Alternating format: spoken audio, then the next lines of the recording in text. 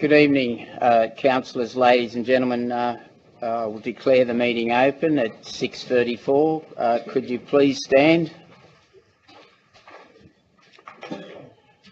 I would like to acknowledge the traditional owners of this land, the Darug people, and pay my respects to their elders, both past and present. Please be seated. Councillors and members of the public, please be advised that the open session of this council meeting will be recorded and streamed live on council's website. This recording will also be archived and made available on council's website. Whilst all care will be taken to maintain the privacy of the public gallery, members of the public may be recorded. Council requests that all members of the public are respectful and use appropriate language.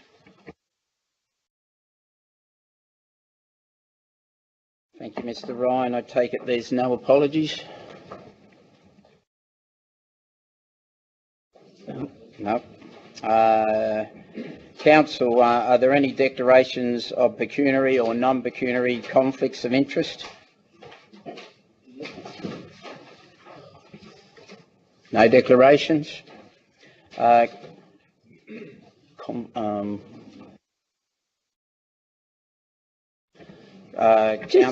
Mr. Mayor, just in relation to conflicts of interest, I don't know if it's relevant, but I think we should probably note that there's a motion about councillor expenses, which creates a pecuniary interest for all of us. I seek advice from the General Manager, but I believe that's exempt from that conflict. So, Mr. Ryan? That's correct, Mr. Mayor. Thank you, Councillor Lake. Confirmation of minutes. Move that way. Move Councillor Elmore, second Councillor Rami. Is there any discussion? No discussion. I'll put it. All those in favour? Against? Declare it carried. Public forums? There's no speakers. No speakers. Reports to Council. Mr. Ryan. Thank you, Mr. Mayor. I'd like the report on the monthly investment report. Mr. Sheridan wishes to join the table. I understand some councillors may wish to ask him some questions.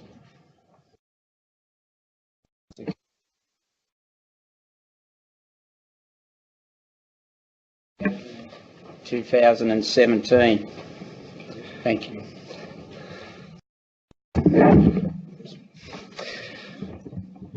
Through you, Mr. General Manager. Mr. Mayor, reports 163-17 is an information report on the monthly investments report as at the 31st of August 2017. For the information of all the new councillors, this report is required under clause 212 of the local government regulations, which requires us to do a monthly report on all investments a month preceding the report date. Our investment reports are also accompanied by an investment advisors report, and effectively our investment advisors' role is to monitor the council's adopted investments and to provide advice on a regular basis. At the end of August, the investments on hand were $162 million. The investment strategy at the current moment in time is a rolling term deposits on about a 6 to 12 month basis, and occasionally we do invest on a longer term when good opportunities arise to achieve more than 3%. In the year to date for 2 months, we've earned $0.7 million in interest, which is 12% above the budget. Its average interest rate of 2.69%, which the investment advisor says is outperforming the cash benchmark rate by nearly 1% at the moment. Therefore, I recommend that you receive this information report. Any questions? Questions, Councillor? Councillor Zeta? For you, Mr. Mayor. The managed funds of $7.687 million, they're currently invested in New South Wales T Corp, but they're returning 1.84% compared to the other investments returning approximately 2.8%. Why is that?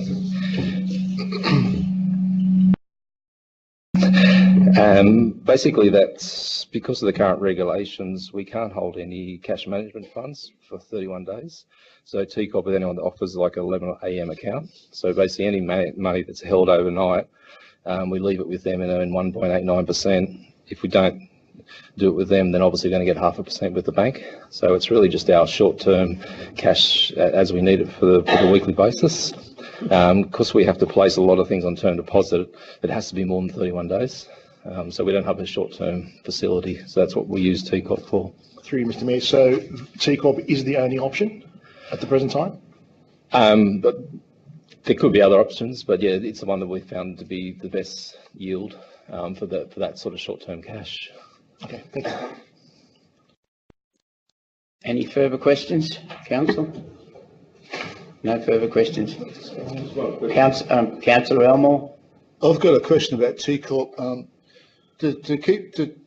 Does TCOP charge a fee? They charge a commission for their... Does the commission come out of the investment, or is it grossed up on that? No, my understanding is it's a straight bank account. There's no commission on that account for them. So they take out what they invest the money on the short-term money market, presumably wherever they invest it, and they return whatever council puts in plus whatever income they can make on it. I assume so, but they're only paying us 1.8%. So I'm sure if their investment strategy, because they do have longer-term strategic cash and share options, which I think Metropol will use them. They get about 8 or 9% on those funds, but it's too risky for our investment portfolio. So, but I assume it's all built into their price that they give us. Councillor Zarica, I believe you had a question. No, sorry. Oh, Councillor Sarkis. Yeah, it's possible for us to get a copy of Council's investment policy. It wasn't in the report. Oh, sorry. Yeah, it's available on the website, but I can email everyone a copy. We adopt it every 12 months, so it was last adopted earlier this year. Any further questions, council? Thank you. Moved Councillor Garrard, seconded Councillor Elmore. Is there any discussion? If there's no discussion, I'll put it. All those in favour? Against? Declare it carried. Council, item 165/17, the local government New South Wales. Sorry, 164. My mistake. Council 164/17, the Western Sydney Regional Organisation of Councils, WESROC, annual membership subscription.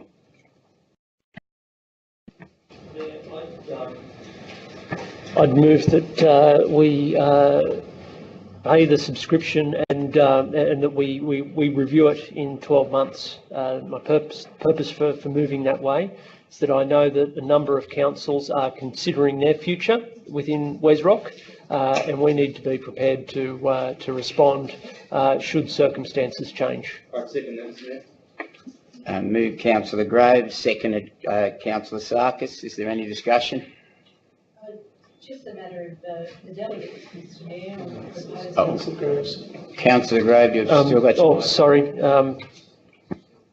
Councillor Lake. Just a matter of the delegates. I think that would need to be determined tonight as well. So I'll propose an amendment that the delegates be yourself, the Mayor, Mr Cummings, and Councillor Campbell.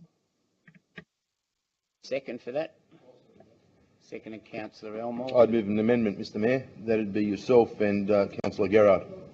I think I was moving the amendment, Councillor Sarkis. Foreshadowed? Foreshadowed amendment. Mr General Manager, I can have a delegate on my behalf. Yes, Mr Mayor, the council is entitled to 2 delegates, one of which is the Mayor and another councillor. And if I so wish someone to that I can pass my delegation on to? You can do that as well. Then I'm more than happy to pass my delegation on to Councillor Garrard.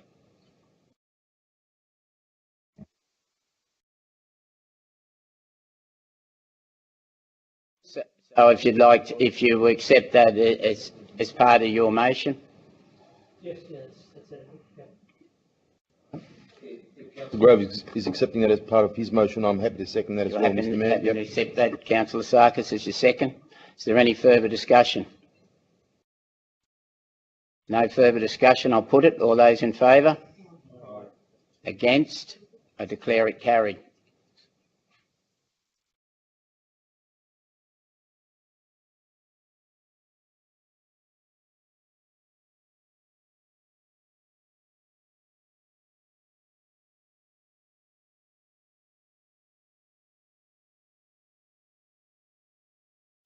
Moved Councillor Grove, seconded.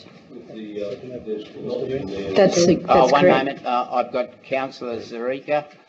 I just wanted to add through you, Mr. Mayor, should we discuss this part with the last item on the agenda? I believe, yes, there was by a notice of motion by Councillor Lake. In particular, that item, I think that you're referring to was the proposed extraordinary meeting in 2 weeks' time, I believe. Perhaps if I put a resolution now, and that would bring the motion forward and we can discuss it all under this heading. The current report recommendation provides 2 options. I won't move that. What I'll move is that Council rejoin Local Government New South Wales for the amount of $56,729.58. I don't know why the 58 cents, but it seems important.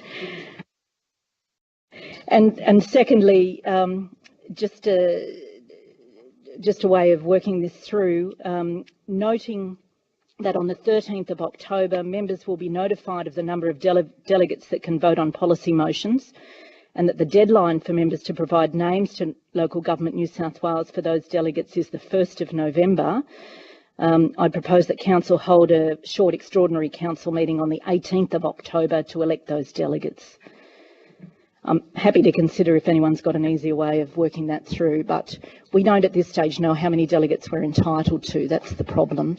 And the next Council meeting's not till the 1st of November. Well, I think I've got the original motion by Councillor Grove. Happy to if I could just have that again, Councillor Lake. So the first part of the resolution is that Council rejoin Local Government New South Wales for the lower sum. And the second is just noting, and you can see this on the website, that on the 13th of October, members will be notified of the number of delegates they can have that can vote on policy motions, and that the deadline for members to provide names to Local Government New South Wales for those delegates is the 1st of November, that Council hold an extraordinary Council meeting on the 18th of October, after we know the numbers, to elect those delegates. Yes.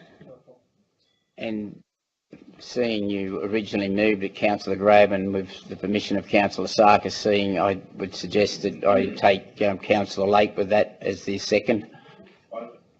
Thank you. Any further discussion? No further discussion. I'll put it. All those in favour? Against?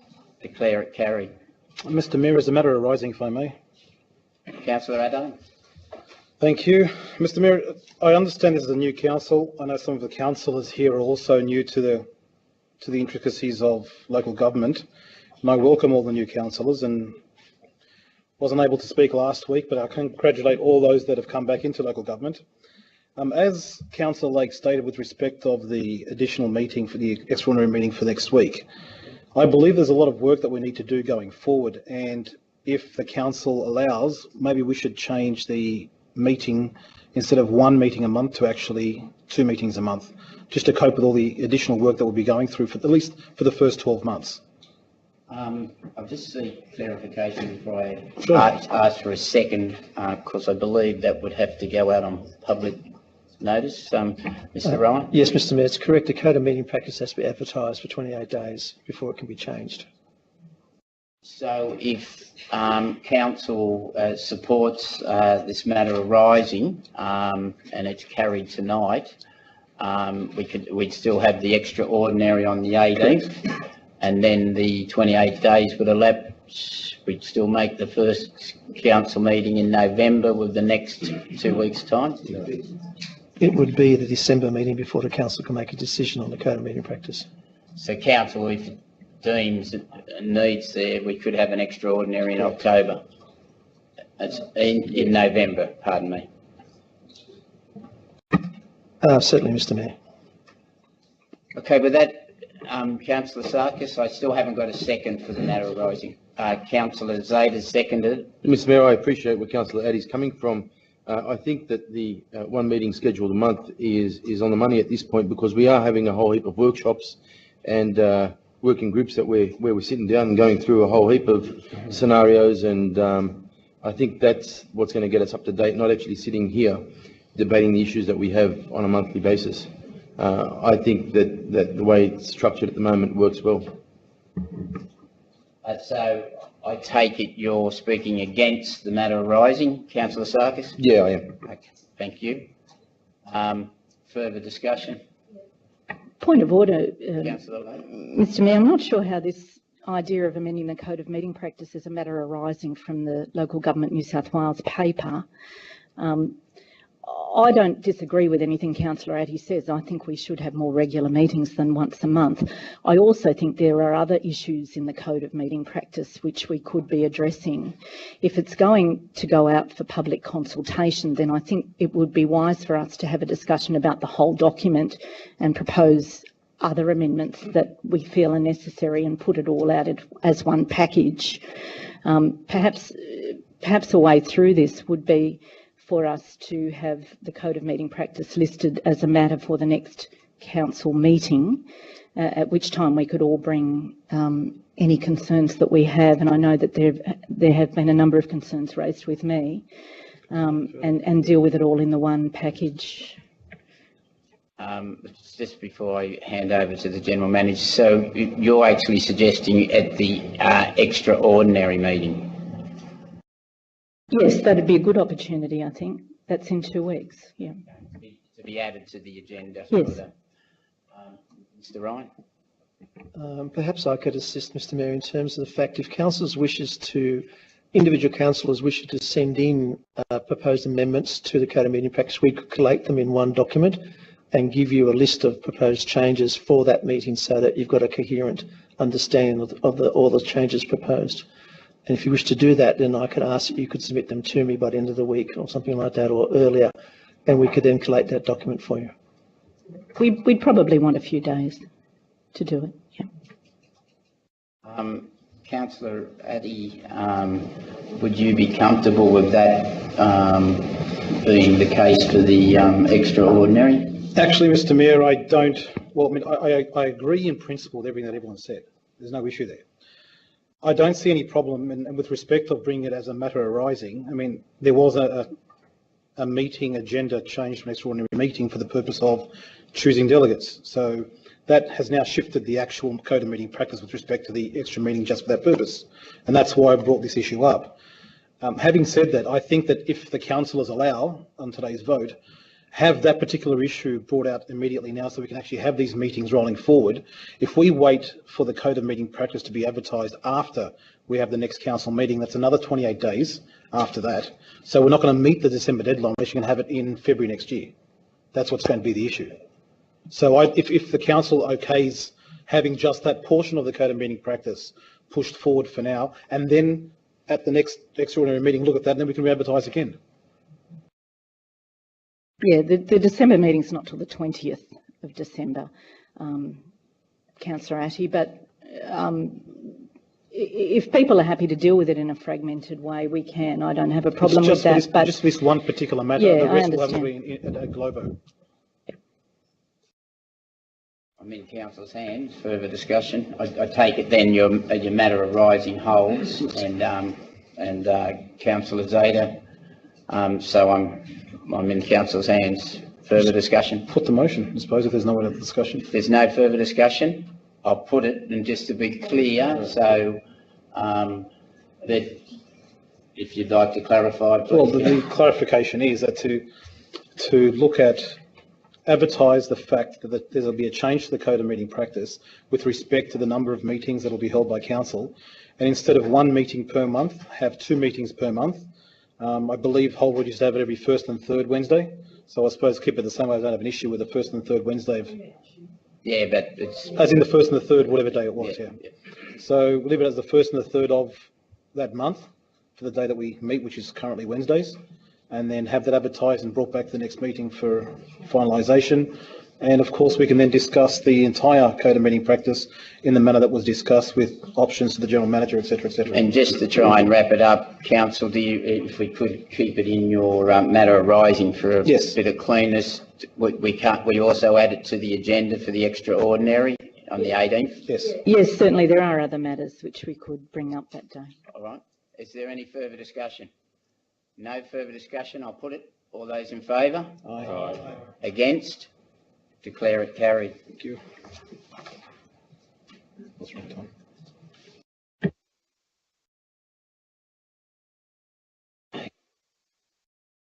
Council, item 166/17, tabling of annual disclosure of interest returns. Second. Moved Councillor Garrard, seconded Councillor Rami. Is there any discussion? Just a clarification, Mr Mayor. Councillor Lake? These returns are not our returns, are they? These are the year before's, is that right? Yeah.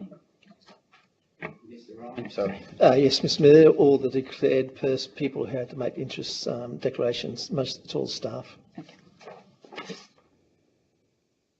Any other discussion or clarification? No others? I'll then put it. All those in favour? Against? Declare it carried. Council, item 167/17, road Mr Mayor, I'd like to move that way. naming. And also like to move an amendment if the council is so kind to endorse it. I'd like to add a 3, the proposed name Pipeline Crescent be referred to the Cumberland Heritage Committee for comment. And I'd like to speak to this because as people probably know, I grew up around Guildford, and I went to Guildford Public School, and Pipehead was just up the road from Guildford Public School, and Pipehead was where the aqueduct and the pipes met, and they had a purification type plant there, and they had, I think they'd a goldfish or something. The water run through. If the goldfish died, the water was polluted. But yeah, I do remember sort of throwing stones in the aqueduct many years ago before it was undergrounded. But I think that's an excellent name. I think it's very appropriate. And I looked through the report, and I found that council spent a lot of money on consultants, and this name is obvious. And I think that as time moves on, and we're only in a speck of time, and that name will live on forever as part of the history of Guildford, and I fully endorse it. Before I ask for a second, Councillor Elmore, would you consider also an additional interpretive display from a historical perspective? Because it's all well and good having a street sign there, but an actual panel saying what it was about might go. I'd be happy to include that in the at the beginning of the street, if there's so people and school kids and young people that don't know the history of it can read that as they move around the suburb, and so they'll be well versed in the history of Pipehead. Yes, yeah, it's from a historical, what it actually was, and a bit of a story, and and then maybe the some of them have etching. You still have the historical part of it. So, Mr. Ryan, you want to comment? Councillor Elmore, could you hit that? Mr Mayor, may I suggest that in item 3 that Councillor Elmore spoke, or as item 4, you develop those words. Yeah, that's right, to develop an imperative signage at the site. Okay. Is that acceptable, Councillor Elmore? Could I haven't got a seconder, so if I could get a second. I'll second that. Thank you, Councillor Hum. Councillor Zareka? Oh, sorry, I missed you. Yeah, I just wanted to speak against it, Mr. Mayor. When I first read it, and with respect to Councillor Elmore, and I'm not from Granville, or Guildford, sorry, but my first reading of Pipehead Crescent brings up this image of, if I could say this, in these chambers of a bong, I mean, these consultants were paid quite a bit of money to come up with this name. And again, with respect, I'm not trying to disrespect the historical value that you've attached to it. But to bong on or it sounds a bit dopey without, excuse the pun. They did call them pipeheads. I take your point, and that's probably why I suggested the interpretive signage, because that's the end of the open canal, which originally connected Prospect Reservoir to the pipe heads, which then flow onto Potts Hill, which was the original main water supply, drinking water supply for Sydney. So it is a fairly significant. I can understand in this day and age with bongs and etc. But that was one of the reasons I suggested to Councillor Elmore that we have an interpretive signage. But I'm more than happy to take that as a speech against, and more to have debate. Councillor Garrard. Mr. Mayor, just looking at the process here, the resolution is Councillor Elmore's statement, isn't it? Not 1 and 2. That's 1, 2, and 3.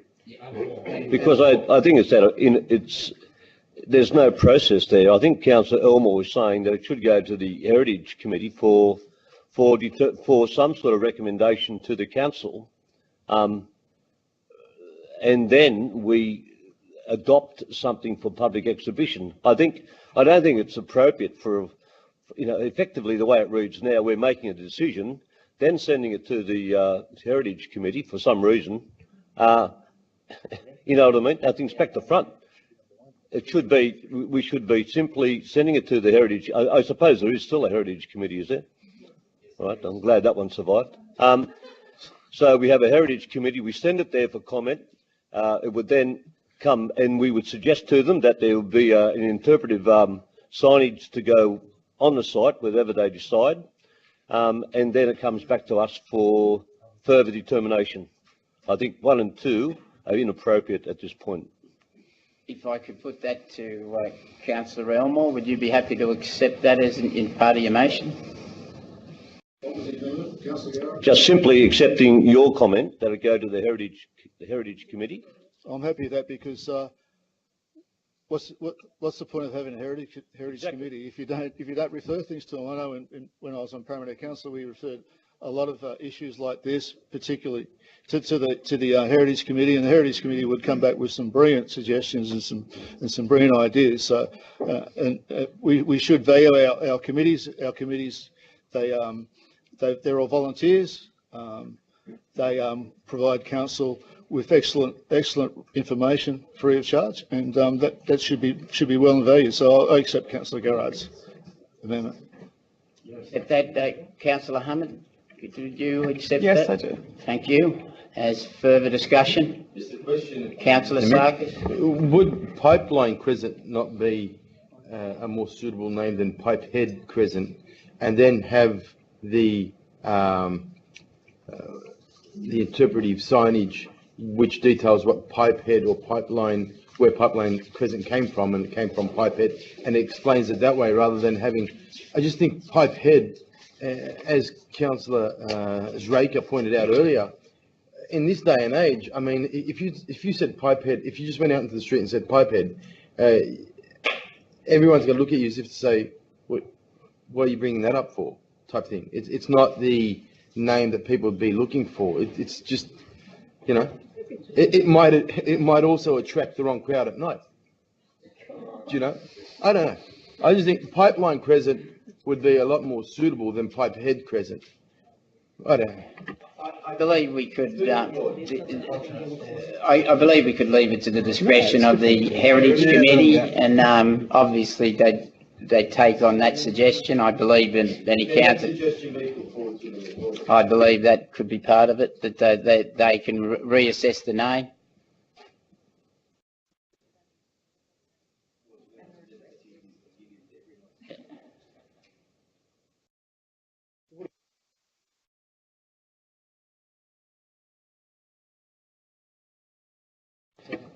Any further discussion? Pipeheads. Maybe it's plural and have to change different.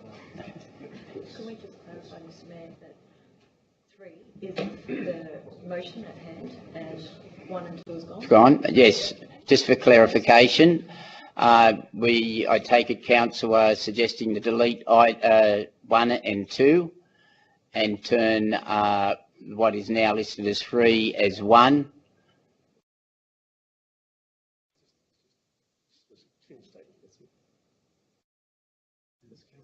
Wasn't there also a request to include the word pipeline as an alternative, just in case? Yes.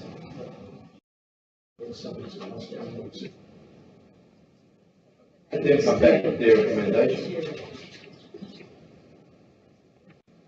Mr. Mayor, should there not also be a notation about the interpretive descriptors that I've used? No. Interpretive signage is the historical detail. What I'm suggesting is the words that spring to mind when you hear the word pipehead. If we can use the descriptors that I've used, bong, and any other. I mean, the Heritage Committee is not going to tolerate this interpretation. That's my feeling, and I'd like to have that noted in the motion. Well, I'll have to see if the mover and the seconder are willing to accept that, Councillor Zarica. Councillor Elmore. I don't accept item 2. Pipeline? Cool. It's always been called pipehead.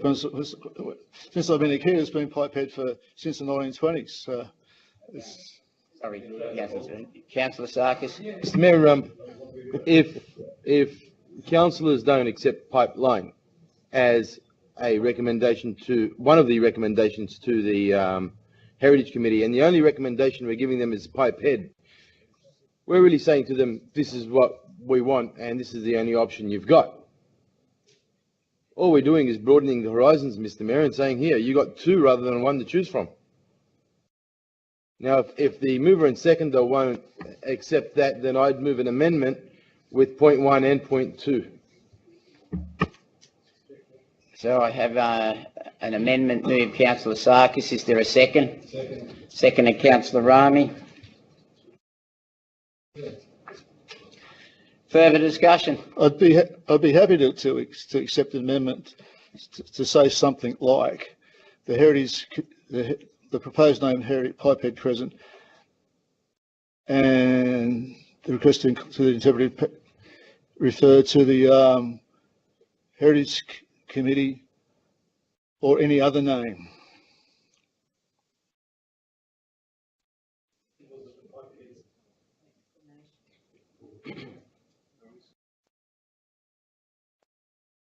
I'm happy with any other name. Any other name? Yeah, because we don't want to. When you give it to the committees, and we've all been involved in committees, they read the report and they go, okay, this is the one that's giving us. What do we do? This is the one that we've got to deal with. And so, but when you say any other name, you're telling them, okay, you can choose another name, and then they might be guided down the track with, yeah, we can choose another name. So you're willing to accept that, Councillor? I'm willing to accept that. So I take it the amendment is withdrawn? Yep. Right to the committee yourself. Councillor Rami? Yeah. Or an alternative name. Yes, an alternative name, yeah. For example, pipeline. Councillor Zarica? They're just playing around, so we actually know what we're voting on. So Thank you, Mr. Mayor. Can I just add an extra, just an insert there that suggests, and the Heritage Committee also consider connotations, all associated connotations. Councillor Elmore? Well, the problem is, we've got heritage committees, and we refer things to the heritage committee, we refer things to other committees, and we tell them what we want. We're doing it reverse way around. You send it to the heritage committee. The heritage committee debate it. They consider it. They come back and they make a recommendation to council. We should tell them what we want. If we tell them what we want, what's the use of having a committee?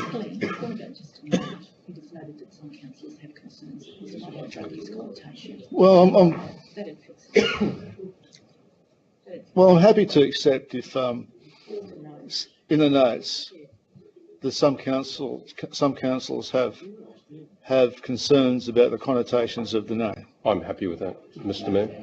You're speaking to the council. So, Councillor Hamid, are you happy with that? Happy with that. Thank you. We'll just wait for the officers to... Councillor Sark? So as I understand this, the way this reads now is that the Heritage Committee consider the proposed name Pipehead Crescent or an alternative name, etc. So the first few words I said aren't mentioned there, so really it's just a point with no direction. So it's the Heritage Committee to consider.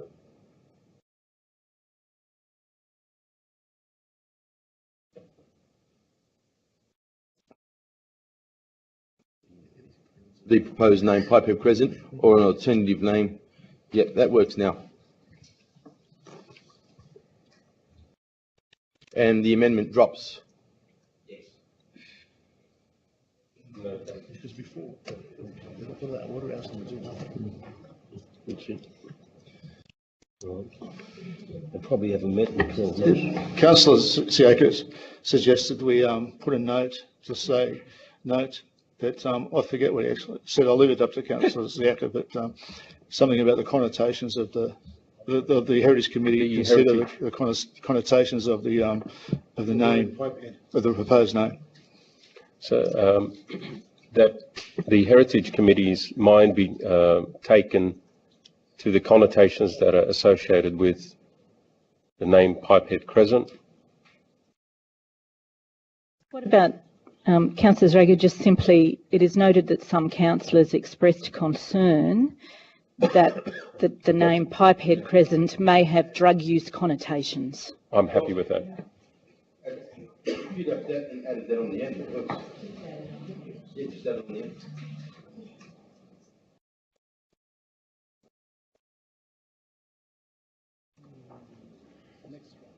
Gilly Avenue. Yeah.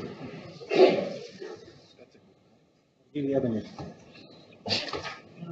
No, not that they may. It's noted that some councillors expressed concerns that the name Pipehead Crescent, that the name Pipehead Crescent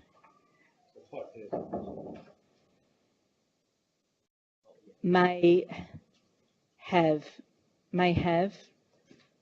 drug use connotations. Yeah.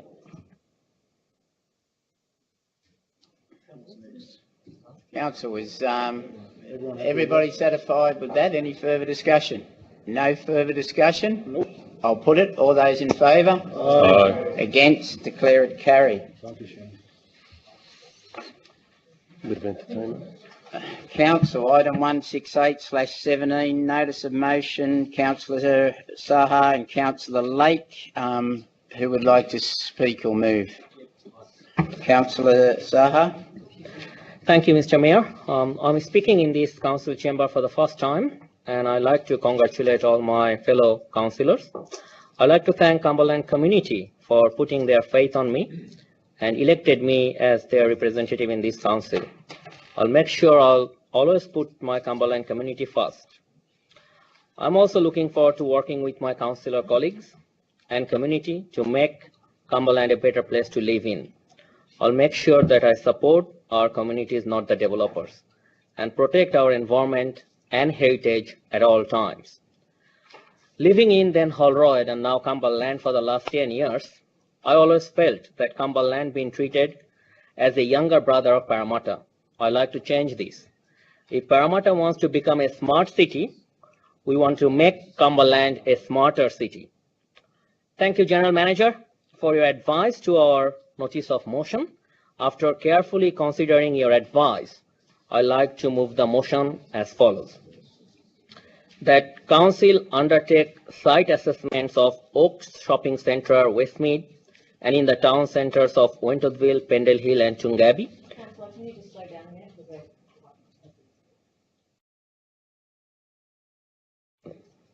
Okay, I can see. Yep, Westmead.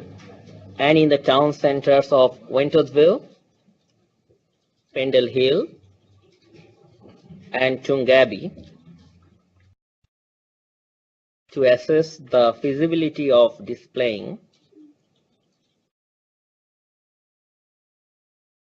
festive lights in these town centers during Diwali 2018. To assess the feasibility of displaying festive lights in these town centers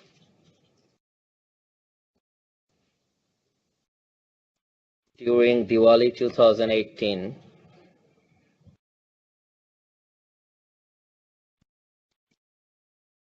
And report be brought to the February 2018 meeting of the Council. That a report be brought to the February 2018 meeting of the Council as to the findings of the site assessment and the cost associated with the purchase, installation, and display of the lights for the further consideration of Council. Thank you. That's all. Is Councillor Lake, are you seconding that? Yes, I'll second that. Thanks, Mr Mayor. Discussion? I like to speak in favour of it. All right, Councillor. So banners are really a nice idea, Mr. General Manager, but Diwali is all about lights. Diwali itself means series of lights. Diwali is also known as Festival of Lights all over the world. It signifies the victory of lights over darkness, good over evil, knowledge over ignorance, and hope over despair. We are not looking for anything elaborate or flashy, but just an acknowledgement of the significance of this festival as the highlight of Hindu calendar year. I'd like to highlight on the 2016 census data, Mr. Mayor and Mr. General Manager. In Wentorthville ward, 28.6% of the people live in Hindu faith, nearly 12,000 people. And in the Wentorthville suburb itself, Hindu population is 37.9%. I also like to point out on what's happening in our neighboring councils area. Blacktown Council is running a Diwali lights competition. Parramatta Council recognizes Diwali as their major celebration events. We also like to light up Christmas in the area north of Great Western Highway. Significant town centers in Pendle Hill and Tungabi are not even receiving a Christmas tree. Thank you, Mr. Mayor. Councillor Addy. Thank you, Mr. Mayor. Mr. Mayor, I'd like to know if Councillor Saha would also like to include Auburn in there as well, as Auburn too also has a very large Indian population. In addition to that, we also have 3 Indian temples in Auburn, which is probably the highest in the entire local government area. Thank you, Councillor. I love to, Mr. Mayor. Councillor Lake. No, I'm fine, thank you. Thank you, Councillor Addy. Further discussion, Councillor Rahman. I'd like to follow suit in terms of congratulating everyone around the table, firstly, given it's the first time I've spoken in the chamber. I'd also like to thank Councillor Suman for moving a motion of this nature. Obviously, we're a multicultural society, one that's very welcoming, and we embrace a lot of cultures and faiths and beliefs. So, you know, I congratulate you, and I'll definitely be supporting the motion. I'd also like to commend the comments made in the General Manager's comments around the extended program for Christmas lighting. I know during the election, one of the major themes in my ward and across the LGA from a cross-section of constituents was concerned around, you know, watering down festivities and celebrations, particularly Christmas. So the fact that the program outlined in the General Manager's comments has Christmas trees now in every suburb of the LGA, is moving away from watering down happy holidays or season's greetings to Merry Christmas, is one that I'm all for and one that I congratulate the council on. And in the end, celebrations like this, Diwali, Christmas, you know, Ramadan, it's about everyone. It's about culture, it's about community, it's about togetherness. And in a world where we celebrate these celebrations together, you know, it tends to lead to a minimisation of violence and hatred. So I'm all for it. I'm all for Merry Christmas throughout our towns. If that offends anyone, I'm sorry, but Christmas is a time for everyone, regardless of whether you believe in Jesus or not. But the word and the season needs to have the word Christ, because in the end, without Christ, there's no Christmas. So, you know, I congratulate you on that. Thank you, Councillor Rami. Further discussion, Councillor Zeta. Mr. Mayor, my only question would be this. We're asking council to provide a report, firstly assess the locations, and then come back to us with a report in respect of costs. My only issue is we're not advising council of, firstly, what type of lights we want, what coverage we want. I think that's important in order to determine cost, because we really do not know how extensive the area is and how much lighting it's going to require, what type of lighting it's going to require. So in order for council to come back to us with that report, we may need to think a bit further as to what we're going to, what type of lighting we need in order to cover that particular area. So I'm not sure how that's going to be fitting within this particular motion. But so I think something needs to be done in order to allow the staff to come back to us with costs. We need to tell them exactly what we want so they can quantify it. This motion, I believe, is going to make it extremely hard or difficult for them to come back to us and tell us how much it's going to cost, because we haven't told them exactly what we want. Thank you, Councillor Zeta. I just seek some advice, Mr. Ryan. Mr. Mayor, can I suggest that currently we have a small group of leaders of the Hindu community advising us about Diwali functions. Perhaps we could, with Councillor Sahar's agreement, insert in there undertake site assessments, etc., and discussion with the faith leaders and discussion with the faith leaders to assess feasibility. Councillor Rami, could you please turn off your mic? Thank you. Councillor Zeta. Mr. Mayor, at the end of the day, if we're going to go through the process of reviewing assessing the sites, incurring the cost to purchase the actual lights and so on, I would also possibly want to expand the usage of these lights, not only just for this particular festival, but possibly for Christmas and possibly for Ramadan and so on, not simply just for one particular. I mean, they're an asset of council, therefore they should be used for the whole community. So I would like to actually add that into the motion if possible, but that would mean that.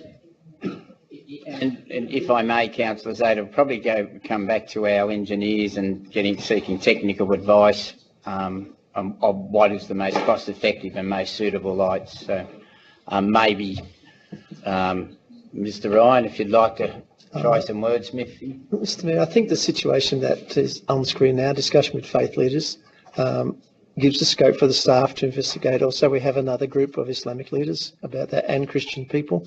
So we can have a discussion, all those groups, about the proposed lights and what their particular requests are of us, and we put that all back to council. Thank you very much. Councillor Garrow. Mr. Mayor, when one reflects back on last year and our celebration of Christmas, I think it left a lot to be desired right throughout Cumberland. In relation to this festival we're talking about and any ongoing festivals that these facilities might be able to be used at, I think there's a very good option to our staff to look closely at what our neighbouring councils are doing. I mean, that to me is clearly obvious. And if you want to, see how money's being spent, to appreciate what facilities are being purchased and what's being provided, I think go and have a look at the neighbouring councils, and then we're in a perfect position to be able to, put those principles across the area of Cumberland. It's a very diverse area in many ways, and it needs to be looked at with different eyes, and we need as much expertise as possible. So appreciating that everyone has a view on it. The word assessment there is an important concept, and that assessment is not only on what those sites look like, what they desire, but also about how and why we can do things when we reflect on what else is being done elsewhere. Thank Councillor Garrard, would you like something added to the motion? Well, probably not. I mean, I trust the appropriate people to do the assessments. I think if they take on board the comments that are being made around the table, the view is very clear that we want an upmarket event taking place, not only through this festival that you're talking about, but also through Christmas. And there's the opportunity to have dual facilities, right, to maximise the efficiencies that we request. So if staff take that on board, I'm satisfied that the report that comes back here would be, well, not, and I might add, even all the talk in the world is not going to get it right next year. You know, we'll be talking about the same thing next year and how we can do it better still. But we've got to start somewhere, and this resolution kicks it off. Thank you, Councillor Garrard. Councillor Lake. Yeah, thanks, Mr Mayor. I just thought I'd draw to the attention of the other councillors something I picked up in Indian Link on the weekend, which is the sort of clever things that councils can do that doesn't cost much money. Blacktown Council is running a competition that people can put into to join in the festivities and decorate their home for Diwali and go into a competition as the best decorated, lighted home. So that's the sort of thing that Blacktown Council, that's quite a good initiative, I think. And if you drive around Wentworthville in the next 2 weeks, the whole place will be lit up like Christmas. And the first time I saw it, I thought, goodness, Christmas is coming really early now. And of course it's not, it's Diwali, and we're learning as we go, in the old residents of Wentworthville now understand the significance of all the lights. And indeed, they all stay up. They put them up for Diwali and they hang around and they run them through Christmas as well, because that's Wentworthville. That's who we are. So the multifunction lights is what's important. We don't want lights that are useful for one event and not for the next. We want to be able to string them up and pull them down and string them up again and enjoy them. So, and we're not looking for anything elaborate or expensive. We just want to nod to our cultures and the communities that live with us. Thank you. Councillor Zeta. Mr Mayor, through you, Mr Mayor, would I be able to suggest maybe an amendment to your motion, Councillor Saha, to where you've got lights in these town centres during Diwali and other festivals or others during Diwali and other festivals? Yep. And report back. I think that's fine. Councillor Saha. Councillor Lake. Yes, it's no problem. That was the original motion. Yeah. So just carrying that through. Councillor Sarkis. Moving away from the motion, but to the actual General Manager's advice in the report, I know that there's 3 points that are highlighted. One's about flying banners, the other one's about a dinner, which is organised, I believe, on the 26th of October. I wasn't aware of the dinner, but what's in place there? Because it just says that there's negotiations with representatives of the Hindu community and there's dinner being proposed on the 26th of October. I'll pass over to Mr Ryan or Ms Kenyon. Ms Kenyon. Mr Mayor, councillors, as part of this program of working with various faiths, one of the elements was the first consultation, and the people that we consulted identified their preference for banners to be installed, obviously for information and education to get out in the community, and another one was the celebration dinner. This group identified the menu, the time frame, the invite list, so it should be in your calendar. If it's not yet, it will be, and all councillors are invited. Councillor Garrard. Mr Mayor, not wanting to be parochial, because you'll never find me being parochial. We started off talking about Diwali Festival, then we've named suburbs and then town centres, and then we've gone into talking about Christmas, and we really haven't mentioned then where else, like Granville and Guildford, that one might like to display the same Christmas festivity. So perhaps, while it goes without saying that we're looking after our major centres, for the resolution, perhaps it should spell that out. Granville and Guildford, both spelt for capital G. Albany's already there. That's It is in the report, Councillor Garrard, that where the Christmas decorations are intending to be, but would you like it also the Diwali concept in those other centres as well? We may as well go through the process, Mr. Mayor. Okay, well, I'll ask the mover, would you be willing to include those other centres in the proposal? Yep. Councillor Lake? Of course, they should be assessed, and perhaps, more decorations, perhaps where it's more relevant, less decorations where perhaps it's not quite as the key centre. Listing what you have up there, and oh no, you've already put it up, but and main centres. Yeah, but not on the Parramatta side of Granville, though. I thought you were going to be parochial, Councillor Garrard. Mr. Mayor, on that, Councillor Sarkis. on that, with the lighting display that they've got organised for the Christmas period, they've got Greystanes Community Centre. Like, that's a little corner of Greystanes. If you're going to put lighting in Greystanes, you want to do the shopping centre, the main areas, and Pemulwuy. Yeah. I mean, so I'd ask that they be included, most definitely. Now, Greystanes is also with a capital G. Same naming all our centres, that's why I suggested in our other major centres. Councillor Grove. I did want to ration speeches tonight because I do appreciate that we've got an expanded chamber in this new arrangement. I was supportive of Councillor Saha's concept on the basis that the bulk of the community in Cumberland that celebrate this activity live within the centres that he identified. I start to scratch my head when we're going to start looking at celebrating events that don't necessarily align with the demographic of the area. Now, I notice that I'm not going to overlook the fact that there are people who celebrate Diwali in the Greystanes ward, but as a percentage, as a representative sample of the community, they are, there are certainly other celebrations there which I would expect take priority. And I'll leave those comments at that. Obviously, we've got another report coming, but I would be wanting to run horses for courses on this one, and I certainly wouldn't want to see, as a general rule for Cumberland, us try and take a one-size-fits-all approach across some very, very different communities. I think our communities should be celebrating their uniqueness. We shouldn't be trying to force the uniqueness of one end of town onto the other end of town. That's why you visit the other end of town, or, dare I say, don't visit in some cases. Obviously, we want it to be a welcoming place, but I think we need to play to our strengths in each part of our city. Councillor Zeta.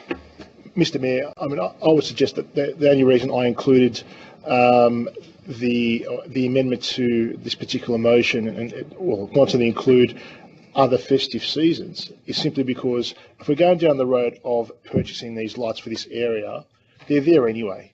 So we might as well use them for other festive seasons if they're available.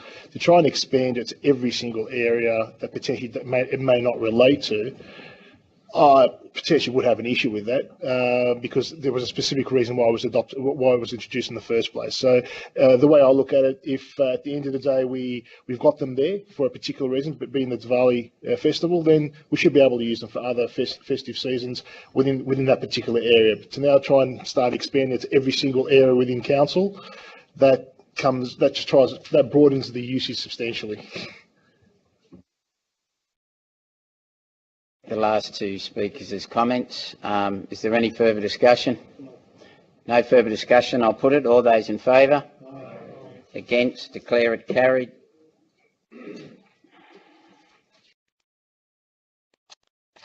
Council item 169/17, notice of motion. Councillor Campbell, Councillor Lake. Councillor Campbell.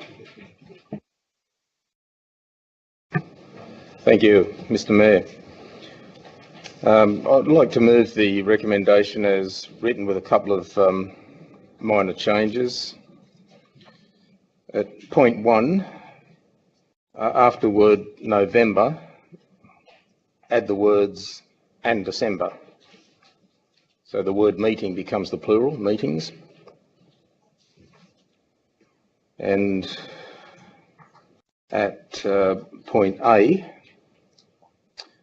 just delete all of that and put instead the employment contracts of the General Manager and Deputy General Managers.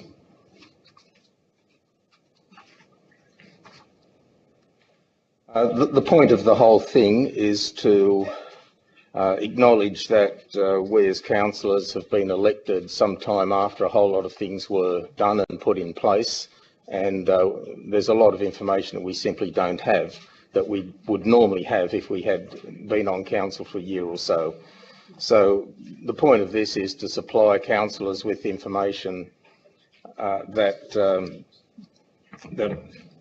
is necessary for us to deal with a range of matters and would assist in our decision making.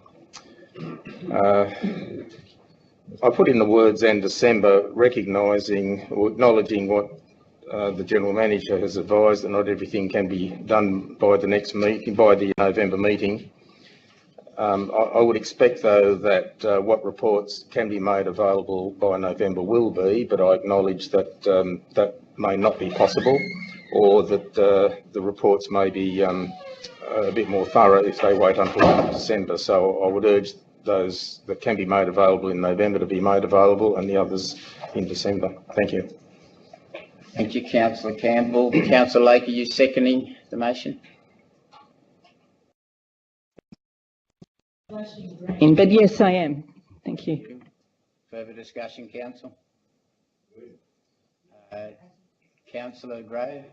Yes, can I believe there are councillors who wish to add a range of items. I'm patient. To this list. I would also like, with respect to item A, to include the report, for the report to include commentary on performance review arrangements for the General Manager. I just found it quite surprising that of all the things the Administrator did in his time in administration, he did pride himself on a reputation for governance arrangements. And I suppose one of the things that councils vary quite significantly across the state is how they review on an annual basis the performance of their General Manager. I think it would be worthwhile from the start to set in place a framework, one which is preferably bipartisan, that allows everyone to look in on it and everyone a comment, and gives the General Manager reasonable feedback. I think it's worthwhile getting a report on what may have been signed up and what the terms that were arranged for the General Manager now, versus what we might want going forward. Obviously, I'm in no rush to make a decision there, but I would like the information. And with respect to November versus December meetings, I would certainly like items A, B and C to come back for November, at the very minimum. Do you accept those proposals, Councillor Campbell? Yes. Councillor Lake? Yes. Councillor Addy? Thank you, Mr Mayor. Mr Mayor, I've got a myriad of changes to this, and I hope that the councillors will be on board.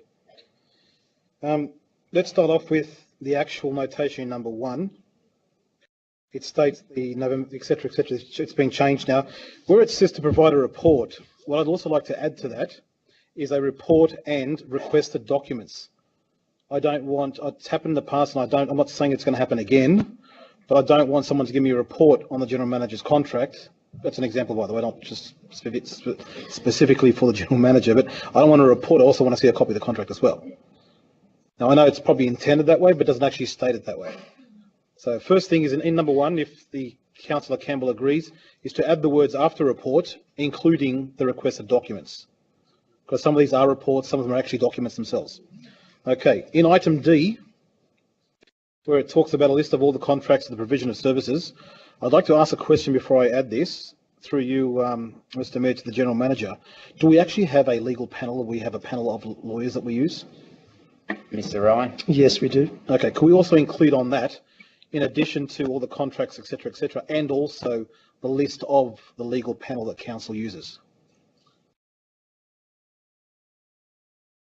Because we may not use some of them, but some of them we may have in the past, and we might not have any contracts with some of these. Let's look in the report. Okay, in item F, it says the current executive structure of Council 2 line manager level. Do we have line managers or is it a group managers? Mr. Mayor, that's the question I was going to ask of Councillor Campbell, is what he defines as line manager. At this stage, I would assume that's just to group manager level, unless I'm told otherwise. Well, I need clarification from Councillor Campbell because I need to know what that is. They're managers. There's, how many group managers are there? 16. And how many managers are there? About 80. Yes.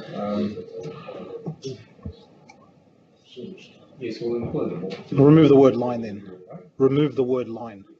And then and add to that, if it's okay with you, including, now I assume that Councillor Campbell does not refer to the person, but rather the position. Is that correct, Councillor Campbell? Okay, that must also include their remuneration packages and benefits as well. Ryan? Mr. Mayor, I have to advise I cannot disclose the remuneration of the managers or the group managers as they're not senior staff. Okay. I can only disclose the senior staff. I have a document from the Office of Local Government, because this matter occurred at the previous council, where the Office of Local Government came back and said, and Councillor Campbell was there at the time, that remuneration packages and benefits, not including the names of these people, because we don't know who they are anyway, are actually okay for the council to receive. And Councillor Campbell can attest to that, as one of the motions that we brought up at Auburn Council as well. Would you like to comment, Councillor Campbell, before Mr. Ryan? I think I would have to agree with Councillor Atty. I think on the grounds that it is better to have access to more information rather than less. So unless the General Manager is able to demonstrate that is forbidden to do that, what Councillor Addy said about the precedent of Mount Auburn Council certainly does ring a bell. It was actually your motion, Councillor Campbell. Yes, that's why it rings a bell, yeah. Mr. Ryan? Mr. Mayor, my understanding of the situation is I cannot disclose the salary provisions for those people employed under the award, which is everyone other than the 3 senior officers. I will take advice about that, and where I can, I'll give the information I can give the council, and where I can't, I won't. Councillor Addy? Yes, I don't mind having that, but could you also please provide the nature and origin of that advice as well, if you cannot do that? In addition, that will also be the same for item G, where it says staff redundancies and resignations. I don't believe we want the names of the people, but the positions that were removed. And that also is to include the amounts paid as a budget from the council's budget to these redundancies. Councillor Addy, you're talking total or? Total's fine. I don't need to know individual. Yep. Okay. Item L, about the plant. Could we also have a total of how much money we actually did receive for the items that we sold? And in addition, if we do have a fair market value of what the items would have been as opposed to what we actually received for the assets, the equipment. Brian? Mr. Mayor, I'd have to make a commentary about the sale of plant. Whether we can do a fair market assessment of something that took place over 12 months ago will be difficult to ascertain. I'm not sure whether we have that. It also is cautious in often detailing what we receive for plant on resale value, because it may actually influence the prices we're offered in the future. So it may be that this has to come to you as confidential advice. I don't have an issue with that, and I'm not asking for an actual assessment today. I'm asking as to whether or not an assessment was made back then as to what the market value was. Certainly we can do that, but if there wasn't, then a report saying there was no market value of assessment done. Yeah, it may be confidential advice to you. Now, in addition to L, I want to add an M, if it's okay with Councillor Campbell and Councillor Lake. And what I'd also like to request is, if there was, and I believe there should have been, a contract for the administrator that ran Cumberland Council, and the remuneration paid, including all benefits given during the term of the administrator's post. Mr. Ryan? Mr. Mayor, as I understand it, the administrator is appointed by proclamation of the state government. I'll have to investigate. I can certainly disclose the package because it was a package was set by the state government, but I don't believe it's actually a contract. I believe he's appointed under the Act as the administrator. And it's Can we check that as well, please? We'll check that, yes. Mr. Mayor, I may be of assistance in clarifying that one. I believe the General Manager is trying to indicate that when the administrator was appointed, that was a state government arrangement. The administrator also, in his first meeting, approved a facilities policy, which we'll be discussing later tonight, which was broad to the point where it probably wouldn't pass if mayor and councillors were running the show. And I don't know where Councillor Addy is going with respect to asking for a bit of a disclosure on expense related to the expenses and facilities policy. But I would think that as part of our regular reporting requirements, that wouldn't be hard for us to dig up either. So if Councillor Addy is prepared to, or Councillor Campbell is prepared to ask that be included in that arrangement, I'd be appreciative. I'll just check to see whether Councillor Addy has finished. My apologies. Well, I was going to amend the last point to include the remuneration package and any benefits provided, and all benefits provided. And then, yes, I don't have an issue taking on board what Councillor Grove, if Councillor Campbell agrees. Yeah. So just to be clear, Councillor Grove, if you could just... expenditure under the facilities policy. I think that's probably the easiest way to write it down. Okay.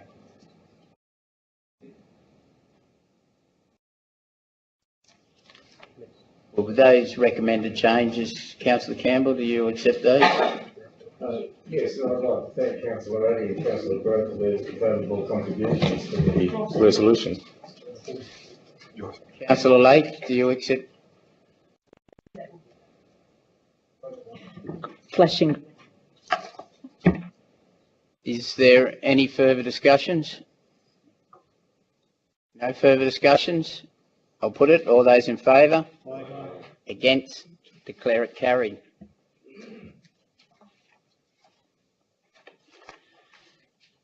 Council item 170/17, a notice of motion. Councillor Lake, Councillor Campbell. Councillor Lake.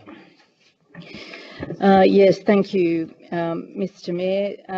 By way of background, for the councillors that weren't involved in attending council meetings during the period of administration, and also who don't have a background in relation to Holroyd Council, on the 3rd of May this year, the Administrator, Viv May, resolved to cease the operation of 26 committees under Section 355 of the Local Government Act.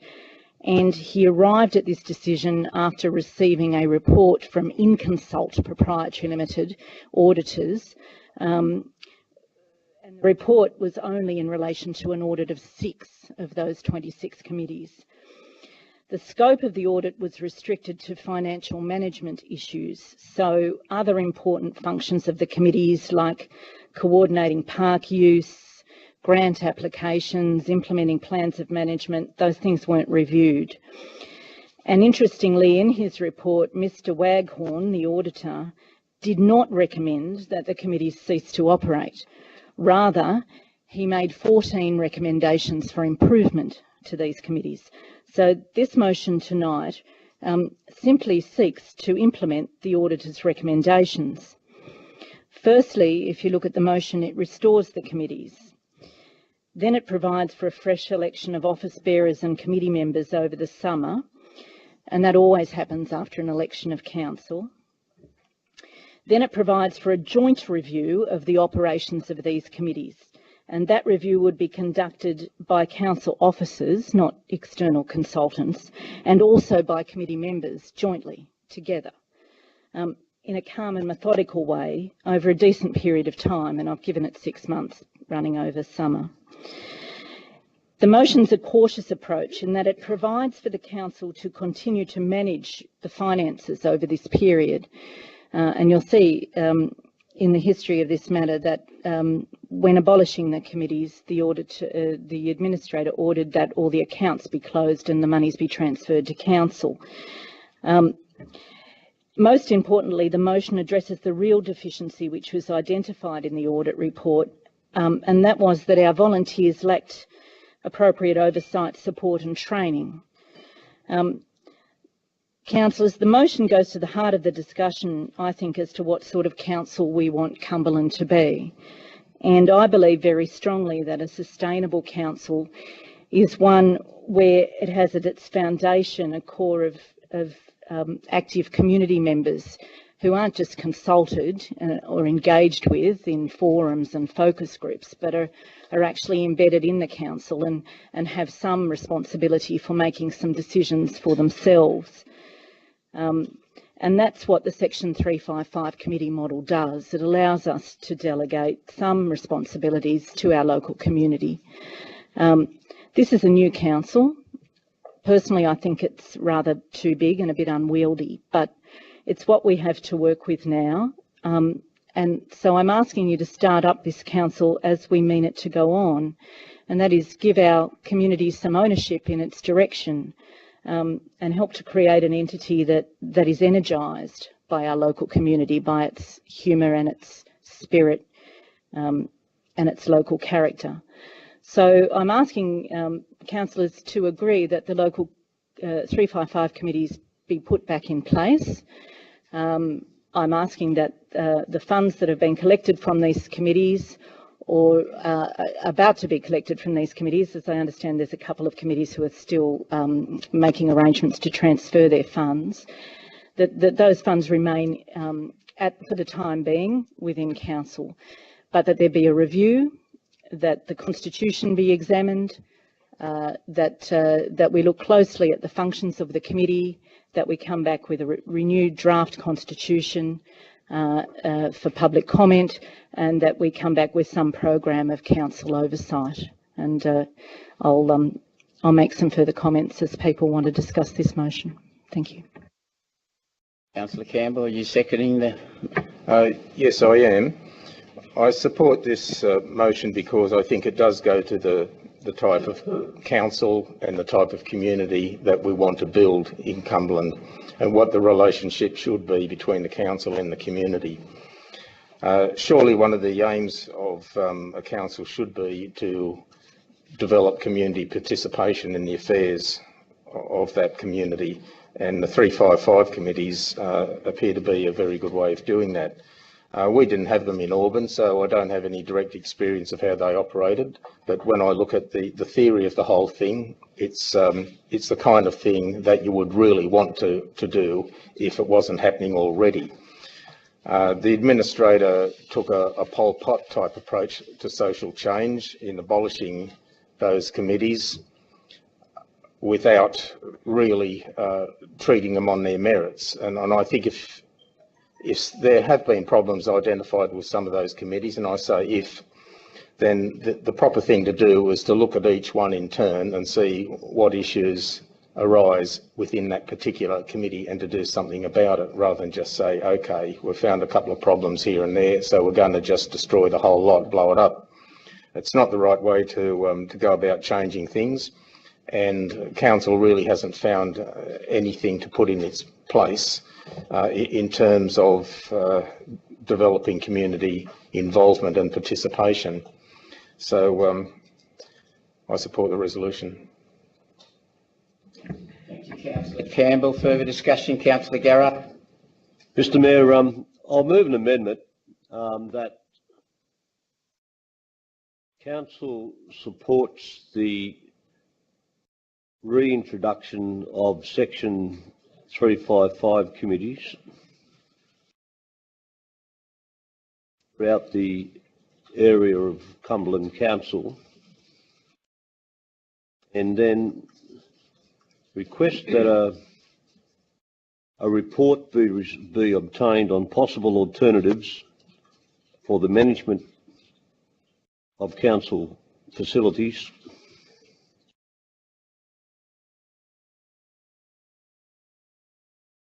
together with I'll just ask for that report, alternatives for the management of council facilities, which would include parks, of course.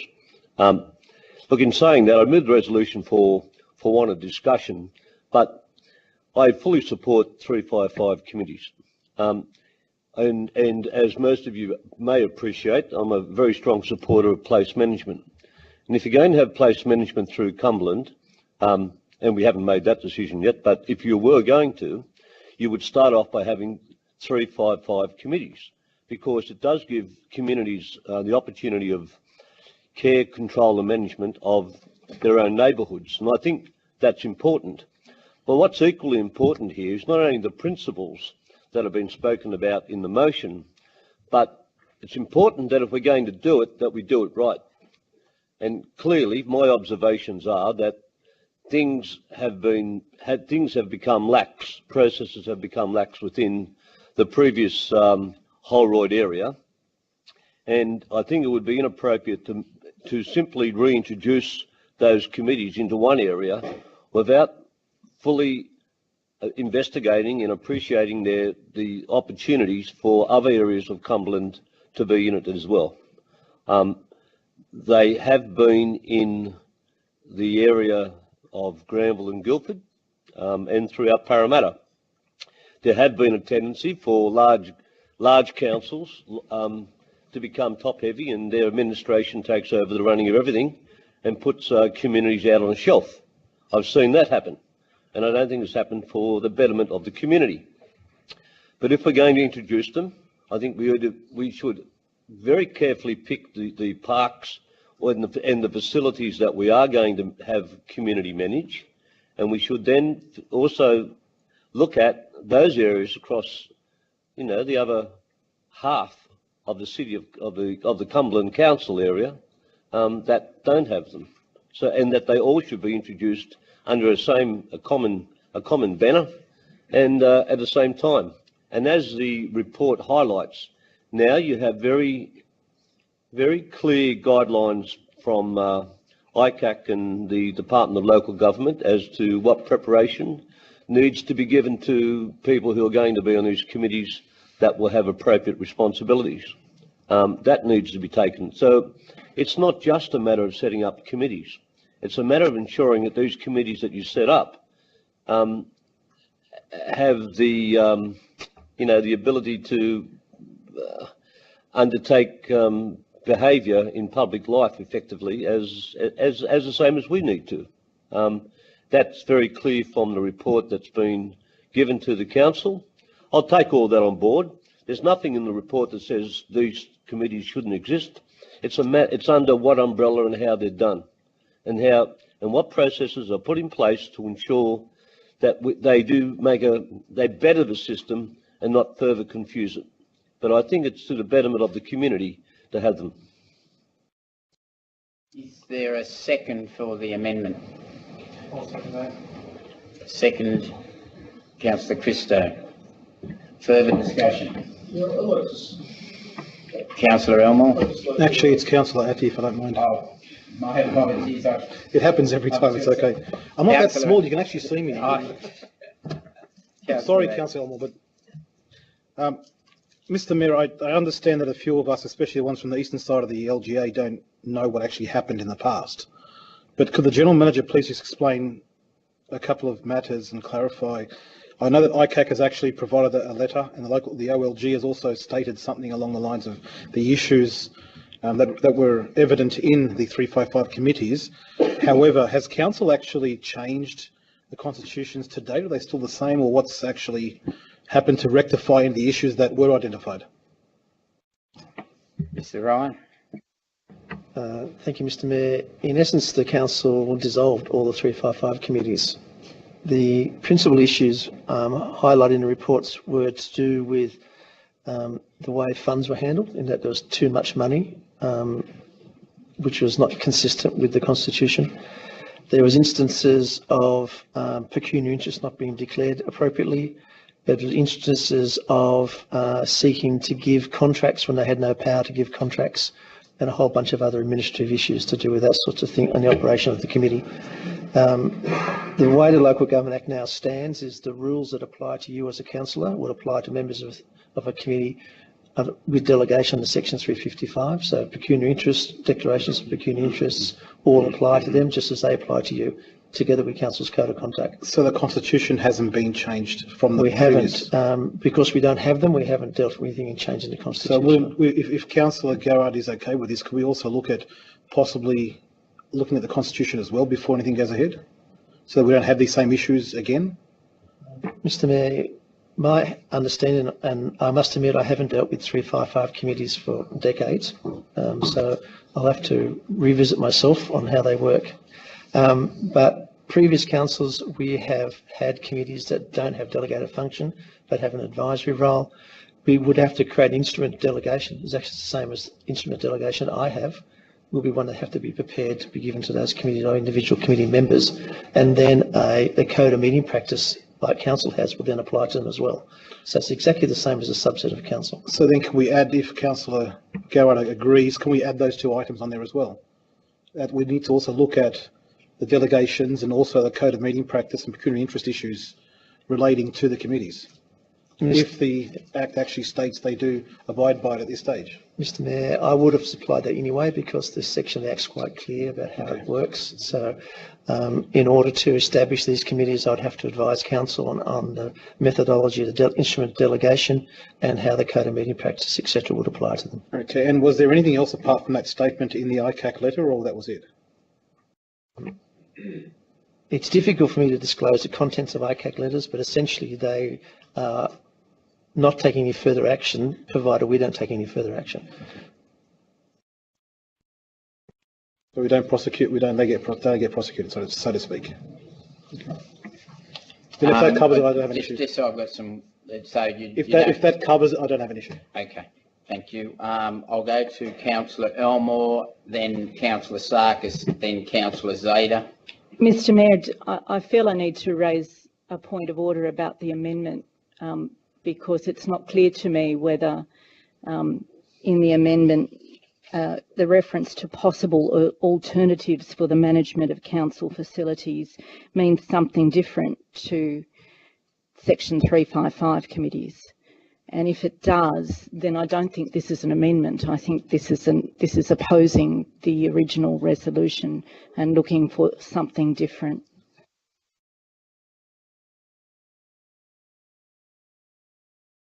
Well, as I read it, Councillor Lake, that Council supports the reintroduction of Section 355 committees throughout the area of Cumberland and requests a report to obtain the possible alternatives for management of council facilities. Yeah, I've got to say, if I could get some clarifications. Within the context of 355. Well, with respect to Councillor Garrard, these matters are already contained in paragraph 5 of the original notice of motion. So I'm really struggling to understand what the amendment is adding.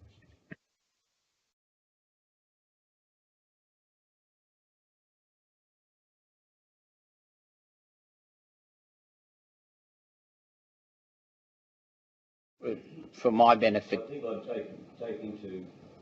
taking into benefit the context of the General Manager's report, which in the same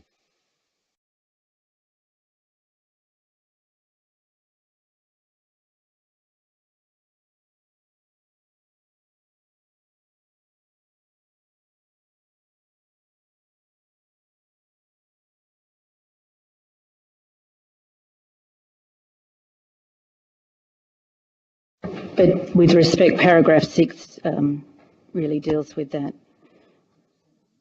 Because the funds, there were financial issues and the funds are going to remain with the council. I think that's, and I think that's just a very simplistic look at the problem that was in Cumberland, in Holland. Before we've got quite a few councillors who want to go in. I'll go back to my original order, and I apologise if I missed anybody. So I have Councillor Elmore, then I had Councillor Sarkis, then I had Councillor Zeta, and then Councillor Christo. So before anybody throws up a hand, I'll go back to Councillor Elmore. Thank you, Mr. Mayor. I'll be very brief. I realise by reading this report there were some problems with the processes and procedures, and it appears that those procedures weren't in place. But I support Councillor Garrard's amendment.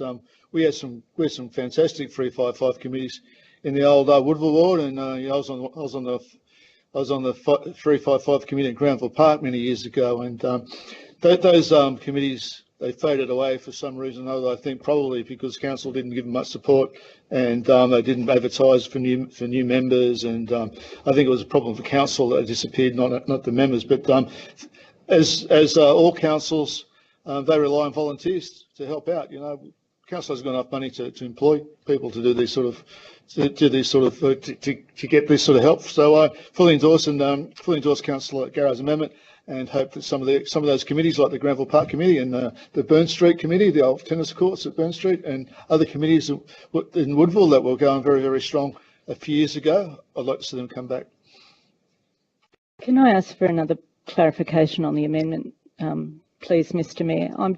I'm still trying to understand whether Councillor Garrard is substituting paragraphs 1 to 8 of the original motion, or whether he's adding on to paragraphs 1 to 8. I don't know what that means, Councillor Garrard.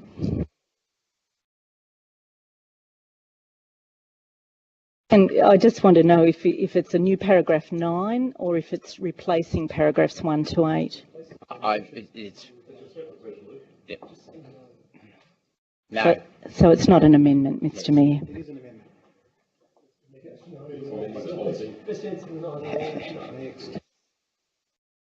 Sarkis. Mayor, I only had a question arising from the ways committees now are formed and the responsibilities that rely on those committees or those committee members. Will there be workshops provided by this council to actually educate these people, these committees, on their responsibilities in filling out disclosures of pecuniary and non-pecuniary and all the other forms that now they would need to fill out, where in the past they didn't have to do any of that? Are there going to be workshops provided by these council to facilitate for these people? It'd be a question through you to the General Manager. Mr. Ryan. Mr. Mayor, I would assume that Councillor Garrard is looking for advice about how to constitute 355 committees under the way the Local Government Act works now. Of course, if that was to take place, we'd have to conduct very similar induction workshops to the workshops that you were receiving to outline your roles and responsibilities. It's even a bit more precise because instruments of delegation will be quite specific as to what things they can and cannot do. So, of course, we'd have to do that should Council resolve to go down that path. Yes. The next question I'd have, Mr. Mayor, is by having these committees now, the decisions they make, will they fall back on council as a liability to council if it works not in the best interests of council? Well, we don't have any at present. No, we don't. But if the question is if they're implemented, how will that reflect on council, or how will the liabilities be carried on to council if the liability is carried on to council? My understanding is they're an arm of council, but I'll hand over to Mr. Ryan. Thank you. Mr. Mayor, you are correct. They are actually a function of council. All decisions they make is a decision of council, just like any other staff member with delegations. The decision that staff member makes is a decision of council. So that was same would apply to the members of delegations. Their decisions effectively will reflect the councillors, and so any decisions they make, I would guess, from the onset will be brought back to this chamber before it's carried through. Mr. Mayor, that's a matter for the instrument of delegation, but normally when council delegates a function to a staff member or to myself, I don't report back every time I carry out that function. And I think that would have to be a matter for a workshop. Committees differ greatly now to the way they did operate before. So, Councillor Zeta. Mr. Mayor, I question the amendment and I question the initial motion on the basis that we're both the amendment and the original motion is requesting the reintroduction of the Section 55 committees first, and then looking at obtaining reports as to how they are run and amending the constitution of those particular committees. You would think that in the first instance you would review the original audit, see how you would want to implement those audit amendments with the current committee before you actually set up the committee. My other, I suppose, issue is something that Councillor Sarkis brought up, that we would potentially have to train every member of those committees. Now, I think Colruyt had about 26 committees. If Councillor Garrard is wanting to introduce these committees throughout the whole of Cumberland Council, I'm not sure how many additional committees you'd have above the 26, but if you, or how many members are on each committee, but say there's 5 members on each committee and you've got 50 committees throughout the whole of Cumberland Council, it's a lot of people to train. It's also a lot of people to keep an eye on in terms of making sure that they are abiding by the constitution of the actual 355 committees. Now, I would really want, in the first instance, to get that reviewed first, obtain an idea of exactly what the requirements are to reintroduce these committees before we set them up. So with both these motions, both these motions are stating that we want to reintroduce them first, and then we want to obtain the additional information to make any amendments as to how they are run. You would think that you'd want to review that first, consider how you want to run them, then set them up. So I can't see that with any of these motions, either the first motion or the amendment to the initial motion. They both actually state that they want these committees set up first, then they want to review how they are run. I think that's probably the wrong way around. Mr. Mayor, perhaps that should read the council in principle supports, and then the issues that are being spoken about, being just mentioned, can be addressed. Well, could we make that adjustment, please? In principle, do you accept that, Councillor Christo? Look, my support for the motion was, and I'll clarify from the outset, I'm a big supporter of 355 park committees. I've seen firsthand, being involved with little athletics clubs on committee level, the great benefits they do. And I've also seen in some cases where some of the concerns are highlighted. But in general, most of the stuff worked. As a committee member, you work full-time and you're running a club as well with your other committee members. You ring up and you say, I need the ground marked, I need the lawn mowed. It was done within 2 days. I think what Councillor Garrard is trying to say is there needs to be better support for these people coming in, and greater governance on what the people that come on instead of an overlord. In some cases, there'd been committee members just running these parks committees for 10, 15 years, and not much governance as to what was happening there. But in general, 90% of the work that the park committees were doing, I can state, was fantastic. Councillor Grave. Mayor, if I can ask for a bit of levity from you, it might save me the opportunity to speak at another motion which is due to be coming up.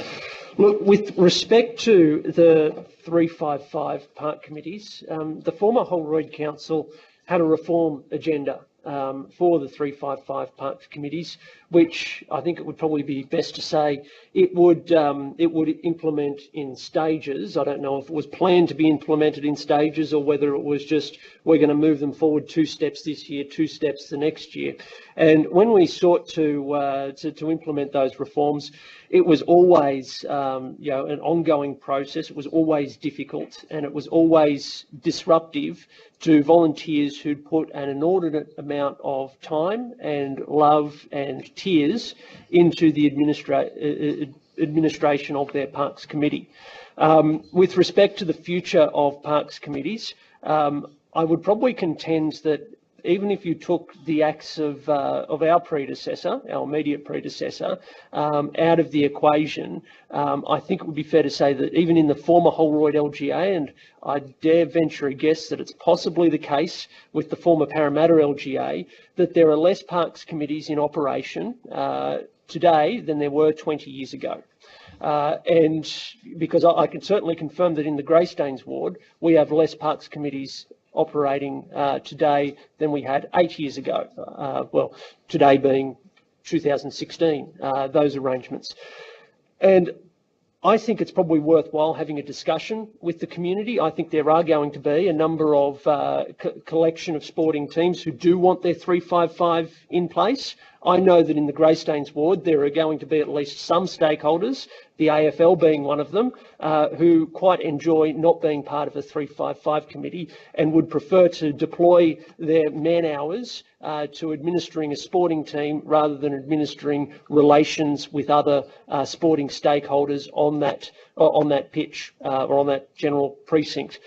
So I think when we look at Councillor Garrard's amendment and alternate arrangements, we do need to look at alternate arrangements that are not 355 committees where communities don't want 355 committees. I just said in a previous discussion that we can't take a one-size-fits-all approach to the entire LGA. It's not going to work.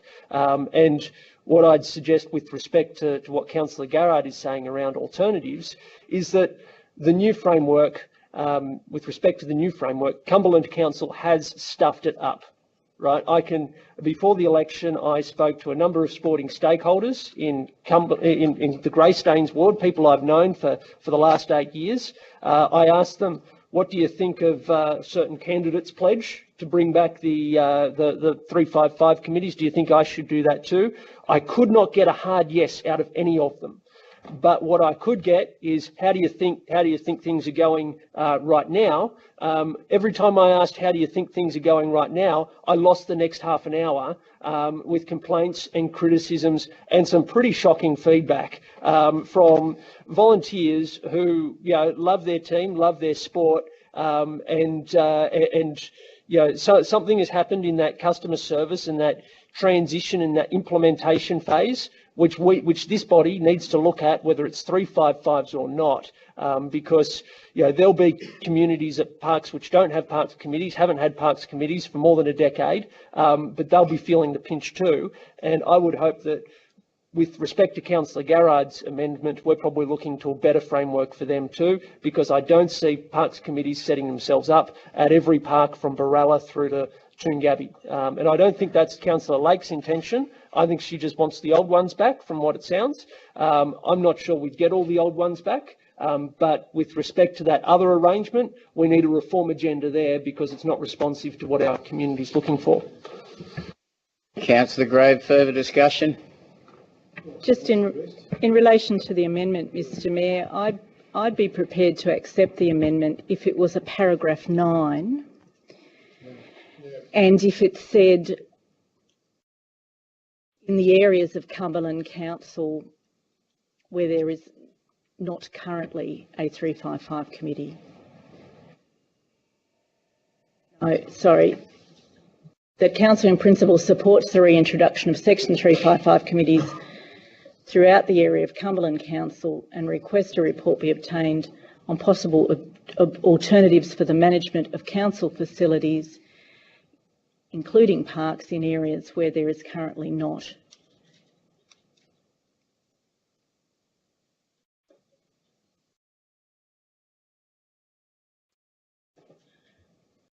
A Section 355 committee.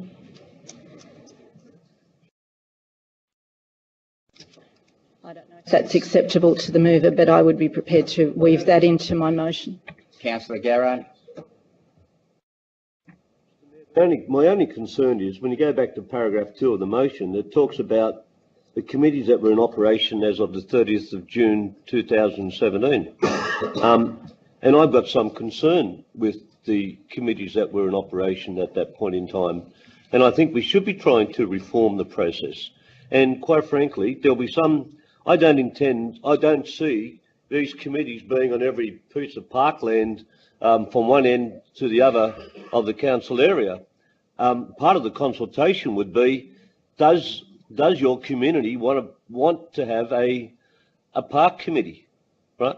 And when they find out all the responsibilities now they've got to undertake, I might add, there might be a charge for the door that they don't want to be in them. And that could well be the case.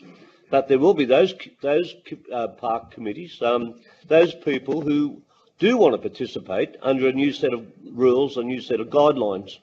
And because we are looking at the whole of the area, I really think we've got to start with a blank sheet of paper and go forward and work out what communities want to be involved, and then we work out to what level the governance process is going to allow that involvement, so that we have the checks and balances there to ensure that appropriate behaviour and delegations are undertaken, and we come up with a community-based system that's responsive to community needs, not necessarily to all communities because they may not need it. So by saying that, I do prefer to have the amendment stand alone and allow us to develop a new system going forward, where I think the motion is a bit staid in its approach. Councillor Lake. It's not an amendment, but it's quite a separate resolution. If you're against me on that, Mr. Mayor, then I'm accepting the amendment. Okay, then I would. I understand that Councillor Garrard doesn't accept my proposed changes to that amendment, so I won't incorporate that amendment. We'll deal with it separately. Thank you, Councillor Lake. I believe Councillor Zeta had the call. No, actually, Councillor Addy's had it for about 27 minutes. Sorry, my apologies, Councillor. No, don't apologise, it's okay. I think I better put on a few more kilos so you can see me better. I'm just going to learn to look that's all right. left, which I normally do, but... I can always sit next to you if you like and just nudge you every now and then. The last couple of weeks. Mr. Mayor, either I'm confused, which I'm not very confused much, unless I'm joking, or there's a fundamental issue here. It's like, you know, Miss Daisy was driven around by people. So Miss Daisy has given her licence back, although she broke the rules and lost her licence for many, many years. And Miss Daisy, go back and drive whichever way you like, come back and talk to us about changing the road rules to suit you, and then sometime in April down the road, after you've killed 17 people along the way while you're driving, we'll get new rules for you. I mean, we're putting the cart before the horse again. Now, yes, we are all in support of 355 committees. That is the only thing that I've gathered from every conversation we had here. The issue we've got is how can we, in accordance with Councillor Lake's motion, reinstate the committees, bring back as they were since 2017 when there were issues with respect to ICAC and OLG, and then conduct a review of what they're doing to be incorporated sometime in March next year. I mean, what, do they just keep going the way they are and under the old constitution, which had flaws and issues, and don't worry about the pecuniary interest and the conflict of interest and everything else? Or do we actually do what Councillor Garrard is stating, which I would like to change his wording just a little bit, because it's a bit ambiguous, and have the review done first, look at what needs to be fixed in the instance, and say, guys, okay, we're out there, we're advertising, come back, let's form the committees, here are the guidelines. At the moment, we're saying, let's form them, let's create the committees like they used to be, and we'll look at the guidelines to be incorporated sometime next year. It doesn't work that way. Exactly. So what I'd like to change, if it's okay with you, Councillor Garrard, is leave your wording exactly the same, except after the word throughout the Cumberland Council, and prior to reintroduction, request a report to be obtained. Because yes, we are in support and we'd like to reintroduce them, but we should get the report done prior to physically reintroducing the committees.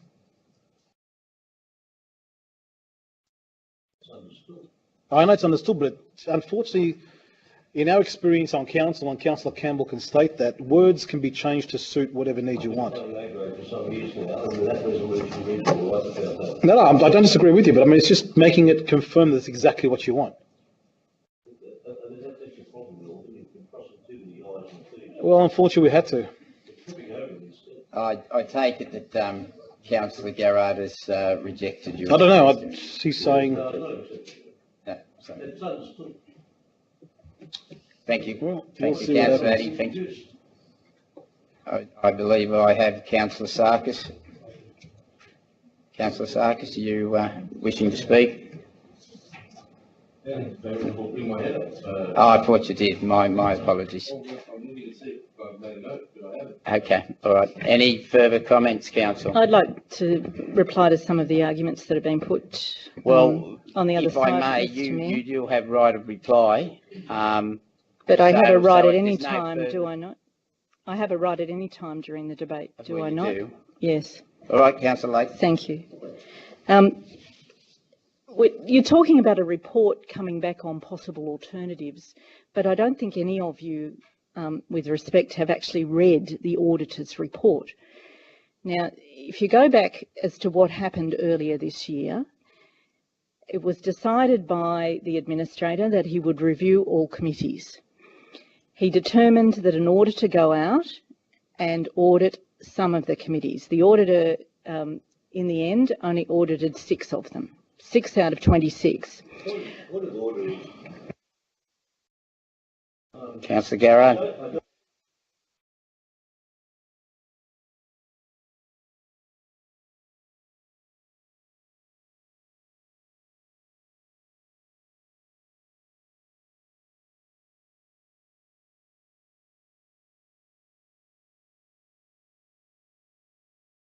I don't know. I don't believe it is. It wasn't a reply, Councillor Garrard. No, I'm participating in the debate. My apologies. Councillor I Garrard. probably misled the gallery. I'm introducing some material because it's become obvious to me throughout the discussion that that possibly the councillors didn't follow what had happened, and I don't blame them because the administrator was sitting. It wasn't a council. But there's quite an extensive report that was done on the 6 committees that were audited. Out of those 6 committees, there were 14 recommendations made for improvement to those committees. That's where the auditor sat. He actually addressed the Constitution. You probably haven't seen the Constitution because it's been taken off the website and you can't get a copy of it now. But I have a copy of the Section 355 Committee Constitution. The auditor found in his report that the Constitution provided a generally satisfactory governance framework. In other words, it was a decent document and it did its job. The problem with and he doesn't talk about particular individual committees, but the problem, he said, was that some of the committees lacked an understanding of their own constitution. Now, bear in mind, he only looked at 6 of them. There was obviously some other concerns. There was obviously another report that wasn't made publicly available. And if we want to discuss that, then we'll have to go into closed council to seek a copy of that. But bear in mind that he only audited 6 committees. I have personal experience of 2 of those committees, and I'm quite prepared to say tonight that I would expect that they had no problems. They were very, very honourable people who ran those committees and very active in their local communities at getting things done. You can look at alternatives for other committees, that's fine. You can look for alternatives for areas outside Holroyd. But Holroyd had a program of 355 committees that worked. And the area where these 355 committees worked generated enormous benefits for the people of that community. These people are here. They're sitting here tonight in the public gallery and they're waiting to hear what we decide in relation to this matter. Your amendment, Councillor Garrard, puts no time frame around these pieces of work. It provides an in-principle support, but really it just doesn't get the job done. And the job that needs to be done is for these committees to be up and working again. The resolution allows for a cautious approach in that finances will not be given back to the committees. They'll continue to be held by the council pending the outcome of a proper review that involves the committees themselves, rather than a decision made by an administrator who had never been to a single, I understand, 355 committee meeting. I think it's a very sorry history, what happened to these 355 committees earlier this year, and that the only really worthwhile way of proceeding forward is to get those people back around the table and have a proper discussion with them and get those committees up and working again. I'm afraid, Councillor Garrard, your resolution is a fairly poor substitute to that idea of an ongoing and properly time-framed process. Thank you, Mr. Mayor. Councillor Lake would know about that then. But I would add to the end then, just to point out, I'm very passionate about park committees.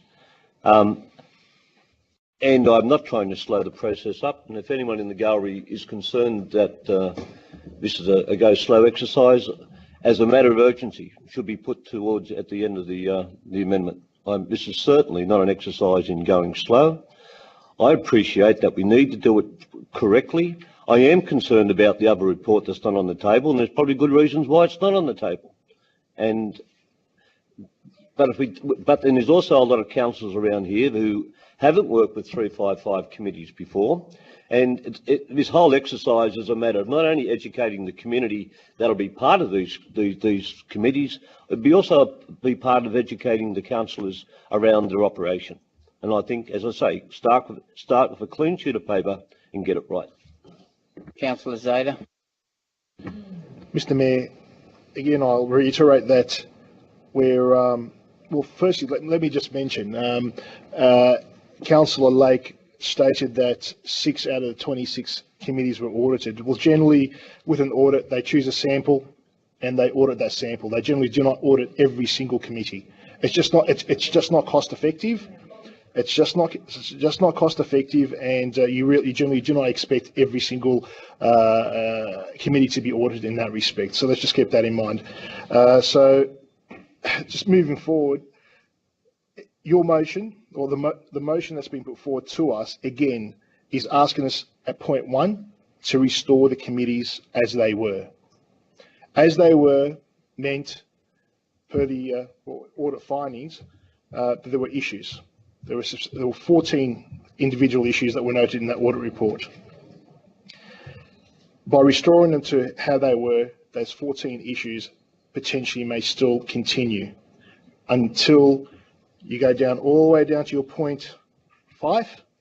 You conduct the review, produce a draft constitution, possibly train the members of that committee, and then apply the constitution.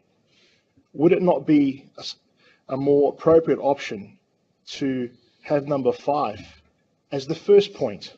Conduct your review, produce the draft constitution, determine whether that section 55 committee is appropriate to a particular park. Just because it was there during the whole council days, it doesn't mean it may still be appropriate now. See whether the individuals who were actually involved in that particular committee still want to be involved now that there may be additional requirements and restrictions placed upon them, and then establish the committees. As Councillor Addy mentioned previously, we're being asked to accept this motion, set up these committees again from scratch, and then review the operation of the committees. I truly believe we should be reviewing their operation first, determining their constitution, training the actual members on how to apply the constitution and what they require, what they can and what they can't do, and then set up these particular Section 55 committees. Sorry, Section 355 committees. I think that's got to be the process if we want to move forward with these committees, and not set them up first and then review them later. Excuse me, Ms. Kenyon would like to make a comment. Thank you. Mr. Mayor, councillors, can I just clarify? This commenced with a report from Elton Consulting, an independent research or a consulting company, which looked at the engagement framework, including Section 355 committees. The 6 audited committees were the ones that were best performing at that time. None of them met the governance requirements. Following on from those 6 audited, we then audited all of the remaining ones. So we have the detail of all of the audits for all of the 355 committees. It was worse than the audit of the first 6 because they were worse performing than the top 6. Further discussion? No, the motion forward, Mr. Mayor. We have a mover that the motion be put. No, that cease debate and the motion be put. So I don't need a seconder. All those in favour that the motion be put? Against? I declare that carried. Right of reply, Councillor Lake. Yes, thank you, Mr. Mayor. I believe if I correct me if I'm, no, the amendment does, but right of reply to the mover of the original motion. It only comes if the amendment's lost. Oh, okay. All right. All right. All right. Well, I'll put the amendment. I get a right of reply. I thought it was. Yeah. No, I agree. I agree with council. So right of reply, Councillor Lake, while the officers are looking, but I think you're exactly right. Look, I'll be very brief, but I'm a bit concerned about the statement from Ms Kenyon that it wasn't included in the General Manager's notes and advice that was given. If there's additional information, such as an audit report of 20 further committees, then I think that would have been relevant to know about. I still maintain that the resolution that I'm putting forward deals with it in an appropriate manner because, of course, you can't review the operation of a committee with the committee if you don't put the committee back. And this whole saga has been about a council making a decision to abolish voluntary committees in circumstances where there's been no consultation with them. And I think that's an inappropriate way to proceed. The fact that these committees are reformed will only be for a short period until the holding of an annual general meeting. And I submit to councillors that often it's the annual general meetings that sort out the people that you want to see on committees and the people that you don't. AGMs can be held fairly promptly across the board, and then a review process can be set into train. My motion sets out methodically the way this could be overcome. If you all say you are committed to Section 355 committees, then for goodness sake, let's get on with it and get the people back into the halls and sporting rooms, meeting and discussing the things that are of concern to them, and get our processes and concerns around finances or any other governance concerns sorted out with them, not just over the top of them, not imposing on top of them. So I would not accept the amendment, and I'd ask you to accept the framework that I've laid out there in the notice of motion. Thank you, Councillor Lake. That closes debate. I have a motion moved, Councillor Lake, seconded Councillor Campbell, and I have an amendment as written, moved Councillor Garrard, seconded Councillor Christo. I will put the amendment, but I'll call for a show of hands to save me calling for a division later on. All those in favour of the amendment, please raise your hands. I have Councillor Sarkis, Councillor Garrard, Councillor Zeta, Councillor Grove, Councillor Rami, Councillor Zalika, Councillor Addy, Councillor Christo. All those against? I have Councillor Campbell, Councillor Hamid, Councillor Elmore, Councillor Saha, Councillor Lake and Councillor Cummings. Well, who did I miss? Oh, Councillor Hulang. Sorry about that. I believe the amendment's carried. The amendment now becomes the motion. All those in favour of the motion, please say aye. Aye. Against? I declare the motion carried.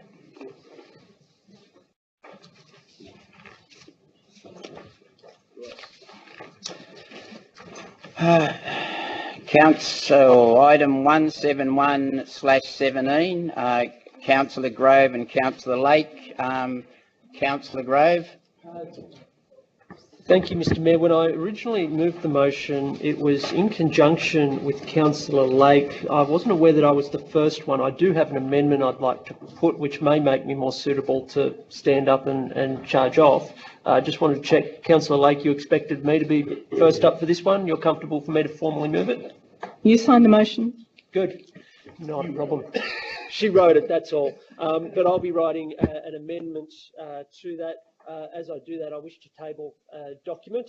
It's a draft Mayor and Councillors expenses, facilities and remuneration policy. This policy would seek to replace both the current Cumberland Council Mayor and Councillors remuneration policy and it would replace the current councillor expenses and facilities policy.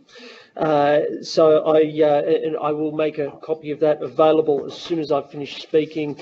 Councillors have been provided with a copy. I am one short though, but we'll make sure that's provided for the purposes of minuting and attaching and whatnot. Look, this new policy addresses the challenge provided to us by the new council. New Cumberland Council, we have less councillors, we have more people, and we have more policy challenges and more transitional challenges as a result. So as we saw tonight, and we're about to see tonight, there is going to be a significant additional load of policy challenges on us that the former councillors, even in routine business, would not have experienced with the same ratio of public member of the public to councillor ratio that you've dealt with in the past. We've also got more challenges. We're going to deal with a number of committees tonight. We're going to be dealing with this tonight. Setting up a new council is going to be an additional burden on the new council that we wouldn't otherwise expect. This policy responds to those new challenges. With respect to remuneration, we get rid of the pettiness of the policy setting of the former general manager, and we bring ourselves... Administrator. Yes, certainly the administrator. In fact, I will clarify that the general manager in his original recommendation had put forward a better policy, one which is endorsed by similar councils in our size category. So we will be clearing up that anomaly. With respect to training, we are putting together a training package in addition to the existing training package with respect to professional development, which will provide for the fact that this new council is charged with the operation, well, not the operation, but the strategic direction of a $225 million approximate turnover government agency. We've just appointed directors to another body tonight, and I think that reflects once again the governance challenge of the new council. We'll be providing councillors with an interest in joining those bodies, with an interest in providing that strategic level at a level that, you know, adopting the case for the original merger, become a credible partner to the state government, adopting the former administrator's comments, a credible partner to even the city of Parramatta, providing a level of development that puts us in that same, I believe Councillor Garrard called it A grade. I'm only Group B grade. I thought B was for better. Councillor Sarkis was C grade. That was C for community, although other people would dispute that from time to time. But look, this is about skilling up the councillors, about giving them access to the facilities they need. We're also going to be taking some action on red tape by expanding delegation to yourself in conjunction with the general manager on some issues, and by giving the general manager more discretion so he can apply the policy in a way which results in the audit fee being significantly less than the amount that's being audited. The previous policy, well, the policy that we currently have, has been delivered by the state government, adopting a state government template. That state government template was quite hostile to the operation of the governance body of the organisation. This gets it to a point which is compliant with the state government's guidelines. It's compliant also with the intent of the state government's guidelines. And one of the most important parts of the intent of those guidelines was to ensure that councillors are not restricted from being able to partake in their civic duties and council duties by virtue of lack of resources. This corrects all those anomalies. It creates a few savings measures across the way, but at the end of the day, we are looking at fewer councillors. We're looking at more residents to councillors, more resident inquiries for each and every one of us. And this policy seeks to ensure that we're in a position to respond to those inquiries, to respond to the governance challenges of this new entity, and to take the city forward into the future. Just so I've got a clear understanding, and I do also have to ask for the second, who I believe may be Councillor Lake. You're putting this document up. In how will it be? As an attachment to the motion, and that would be for 28 days of public exhibition. So what we would do is, I think 1A, where we've itemised some changes. Yep. Those changes are to be replaced with that the attached draft Mayor and Councillor expenses, facilities and remunerations policy be exhibited for 28 days. Thank you. Councillor Lake, do you? No, I won't second the attachment. Councillor Zarika is seconded. Discussion. Councillor Elmore. Can I ask a question? On this document that's just been put in front of me, I haven't time to read it, but it's got adopted to August 2017. Does that mean anything? No, that needs to be omitted. If you look at the back page is blank with respect to the policy number, policy owner date adopted version number. When the policy is adopted, it should have the adopted date at the bottom of the document. So this policy was written on the run by Councillor Grove, was it? In conjunction with a number of councillors who are seeking amendments. With respect to policy on the run, I would draw your attention to the fact that this document was a flawed document. I would be reluctant to be exhibiting two changes to the code of to the remuneration and councillor expenses policy, and then to come December be going out to exhibition for an additional change, and then an additional change, and then an additional change. I took the decision to, considering we're going to go out to exhibition, use the exhibition period to get the ideas out, get the feedback, and then adopt a comprehensive policy rather than adopt two changes and then have to do it all over again because we find out it's deficient going forward. Thank you for answering those questions, Mr. Mayor. You're welcome, Councillor Elmore. Further discussion. Councillor Lake. Well, Mr. Mayor, I just think there might be a bit of a problem in that we haven't had a chance to read the document. I'm not sure how many people have got a copy with them of the current policy, but you really need to read it in conjunction with the current policy to understand the changes that are being proposed. It's not track changed, so it's hard to know what stays the same and what changes are being made. I can see it's 8:45 and we only have another hour, isn't that correct? We close at 10. That's correct, Councillor Lake. What I'd be proposing is that we could adjourn for 15 minutes to read the document in conjunction with the earlier policy, so at least then we can have a sensible debate about what we disagree with, what we agree with. Okay, we have a motion to adjourn for 15 minutes. Question first. Councillor Campbell. Look, I'm not clear on. There's quite a few pages. Obviously, we do need to read it before we can make any sensible decision. But I'm not clear what the changes are in there. I'm happy to discuss that in the 15. I'm sure it is. I'd just like to know what are the changes and what remains the same. Sure. I think I'm happy to have 15 minutes, and then I'm happy to go in and itemise it all because the webcast. Okay. So I have a motion for adjournment. Moved Councillor Lake, seconded Councillor Grove. I'll make it even a little bit more. I'll make it 9:05. Or that declare it carried.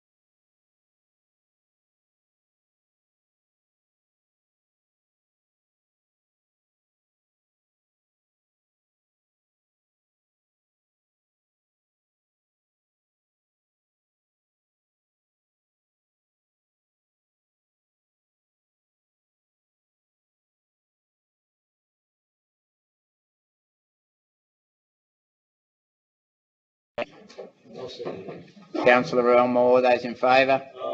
Against, declare it carried. Councillor's apology to the gallery. Before we continue the debate, Ms. Kenyon would like to make a few comments. Mr Mayor, councillors, there were quite a number of changes, and I just wanted to highlight some of the options that could happen, and one for us to be able to deal with the amount of changes. I've taken down the high-level changes. I can run through those high-level, that it covers this, not the detail of it, so the gallery know what we're talking about. So that's one element. The report could be deferred, obviously, and that could be to the 18th of October. If it goes to the 18th of October, we would still meet the December deadline for public exhibition. If we went to the November meeting, we wouldn't meet return to December timeframe. Otherwise, you could do an in-principle support of these items. We do a revised version which has the track changes for councillors to have a look at. If there's anything substantial, then maybe that might be a rescission motion or another report coming back, or you can adopt it as tabled. So there's a few options. For us, we will obviously need to get the document and track the changes. I think irrelevant of the options, the track version should be placed on public exhibition so it's clear what the changes have been. Another extraordinary meeting in December, if needed. Well, Council, and thank you, Ms. Kenyon, who was diligently typing away while you councillors were working through the document, and I very much appreciate that and appreciate the options that she's provided, Council. So I will, Councillor Campbell, do you wish to speak? Oh, no. Councillor Grave. At this stage, motion stands. I thought the changes were pretty straightforward and were obvious areas of consensus. Clearly, that's not quite the case. And in which case I'd be open towards considering an option to bring something to the extraordinary meeting, which I think we've already resolved to go to the 18th. With that in mind, I wouldn't mind, so that the officers get a proper brief on what to prepare, I wouldn't mind hearing criticisms of this document, and just by way of the feedback that I got was that there are parts of this document which were too generous in some areas. Those areas were already approved by the administrator in most of it, particularly with respect to international travel. Anything where the word international travel was used was words used by the former council when it was run, and the policy when it was approved by the administrator. There are also areas where I've been through frugal with councils, particularly with respect to carers, which I would like to see reinstate, which some councils would like to see reinstated. I am comfortable with that at this particular point in time. I am open towards hearing other criticisms of the brief that you've just heard, because I think it would be helpful in putting together a new policy going forward. Just before I look at the councillors, Ms. Kenyon. Mr Mayor, councillors, we do have briefings on next week on Wednesday the 11th. We could reschedule to give some time at the group to discuss some of those changes. We would need the report then finalised if we're going to the 18th by the following day. So we may have those discussions prior to the briefing, but then we can refine it at the briefing. That's another option. Thank you, Ms. Kenyon. Discussion? Is there a motion to defer this to the extraordinary meeting? I believe that Councillor Grave has indicated that he'd be willing to defer the matter with appropriate workshops and work in between. I'll second that, Mr. Mayor. I did have a Councillor Zarika originally seconded it, so I've given him the opportunity. So that it would be deferred to the extraordinary on the 18th of October with the appropriate work done prior to that, and the workshop, a suitable workshop and etc. That correct. Okay. Councillor Elmore.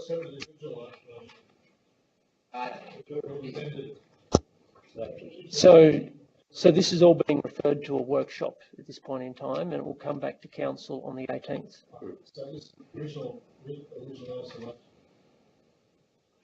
what's going to be discussed at the work? Well, that's completely not going to happen. Once again, well, feel free to move it. But what I would say, it would be incredibly incompetent of this council to issue 2 proposals to amend a document in the space of 3 months.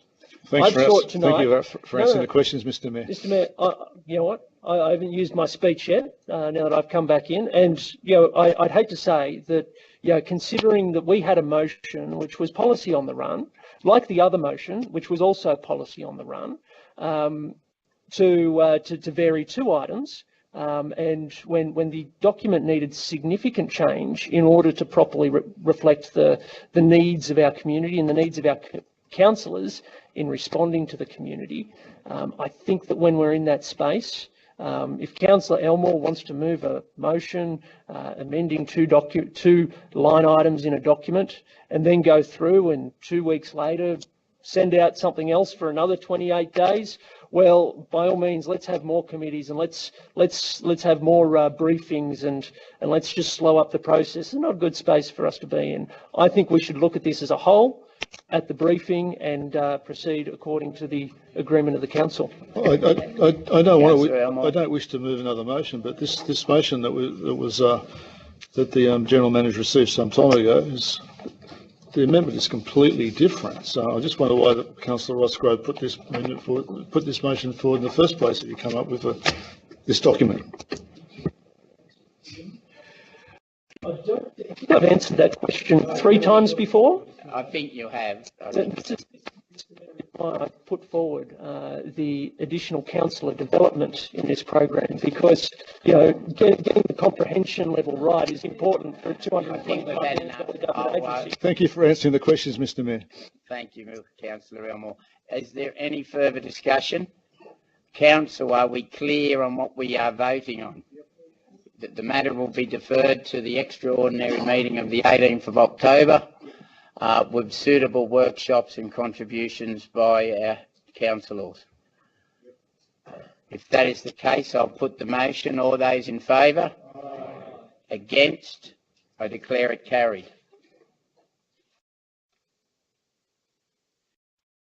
Council item 172/17, notice of motion, Councillor Lake and Councillor Campbell.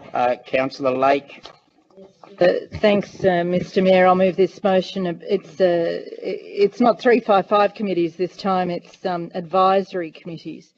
Not only did the acts get put to 355 committees on the 3rd of May this year, but also the administrator resolved the resolution was to transition the advisory committees, transition them to specialist panels, project reference groups, or community and interagency networks. That was the resolution. But we all knew when we were sitting in the public gallery that they were weasel words, that what he was actually doing was abolishing them. He resolved to keep 4 committees: floodplains, heritage, Aboriginal and Torres Strait Islander Committee and Traffic Committee. All the rest went. Now, we know most councils operate a range of advisory committees. I had a look at Blacktown, they've got about 18, Fairfield's got 11, Liverpool's got 16. They're used to provide regular community input into the council to particular service areas. I used to sit on the Holroyd Library Committee, and they were a committee of regular library users. They met quarterly to provide community feedback to the library staff about the library's operations, and it was a useful committee. They helped the librarians iron out teething problems with their electronic borrowing system. They also helped to establish a fairly successful Facebook profile. It's ridiculous to say advisory committees can be transitioned to an interagency committee or network, because they're quite different things.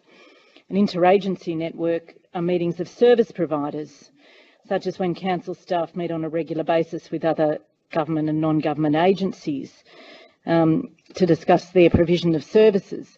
Interagency networks don't usually include the service users, which is what these committees did. And you can't transition an advisory committee to an open engagement model either, because that's replacing an established body that meets regularly under terms of reference and a clear agenda with some ad hoc public consultation, which is carried out at a time when the council deems it necessary. So that's quite a different form of community engagement. So we're back to the conversation that we were having earlier about the type of council we wish Cumberland to be. An advisory committee structure which is strongly supported by council provides a defined place and time for our community to meet with us and helps to build capacity in our community around issues that are important. It's a practical engagement model. It's convenient and it's very cost effective. You need a council staff member as the secretariat and the purchase of a bit of afternoon tea and a council room, and people get together and they get things done. And we've seen that happen over many years in the council that I sat on, and it's a great shame to see it not continuing. So this motion's calling for the advisory committees to be re-established. I'm happy to go through the various committees in the list if that's what people would like me to do, but I'll leave it for now and see whether people have any questions. Councillor Campbell, are you seconding this motion? Yes, I'll second the motion. I'd like to add a couple of things in with the approval of Councillor Lake. Thank you, Councillor Campbell. A point L on that first page under that list. The point L should be Auburn, Granville and Holroyd Heritage Committees. The word reconstituted might not be perfectly accurate there, but it'll do. Why not just Cumberland Heritage? I'm happy to. Sorry? Why not just Cumberland Heritage? Yeah, well, I'm about to speak. You'll hear very soon. I don't think it's good enough to say that we don't need an Auburn Heritage Committee, or for that matter, an Auburn Access Committee or a Holroyd one, because we've now got a Cumberland one. And I think that what we've seen with the amalgamation is the idea that you can have homogenisation, you can get rid of locality, you can get rid of local identity, and the whole idea of localism goes out of the door. My feeling with amalgamation was that we were getting rid of local government and replacing it with some sort of regional government, or at least moving a step in that direction. So if we are stuck with an amalgamated council, unfortunately, I think what we have to do is try to mitigate some of the adverse effects of that and say, well, we do want to retain some local activities as well and not just centralise everything. People who were, I was never on the Auburn Access Committee, but I always read the minutes and I was always enormously impressed with it. They did an excellent job and there were quite a few people there. And they were people who knew all about the issues around the local area. I was on the Heritage Committee. I was the chair of the Heritage Committee, in fact, and it was attended by quite a few people, and they were people who were interested in their local area. If you invited them to be on the Cumberland Heritage Committee, they may or may not be interested in it. They may or may not be interested in travelling the extra distance to get to the meetings. And after work, they might not be able to do that. People who are living in Auburn, Lidcombe, Baralla might not have any familiarity with the heritage issues in Pendle Hill and Wentworthville and Greystanes, for example. And if they were interested, because the principles are the same around the place, they may not really be interested in travelling all that extra distance to get to a meeting and to have the meeting discussing issues, not issues, but places, buildings, etc., which are a long way from home. So people are interested in their local area, and these committees should reflect the locality in their makeup and not just say, well, we're going to homogenise everything and centralise everything and bureaucratise everything. The argument that it would take additional staff resources and the cost to run these things, I think is pretty ridiculous.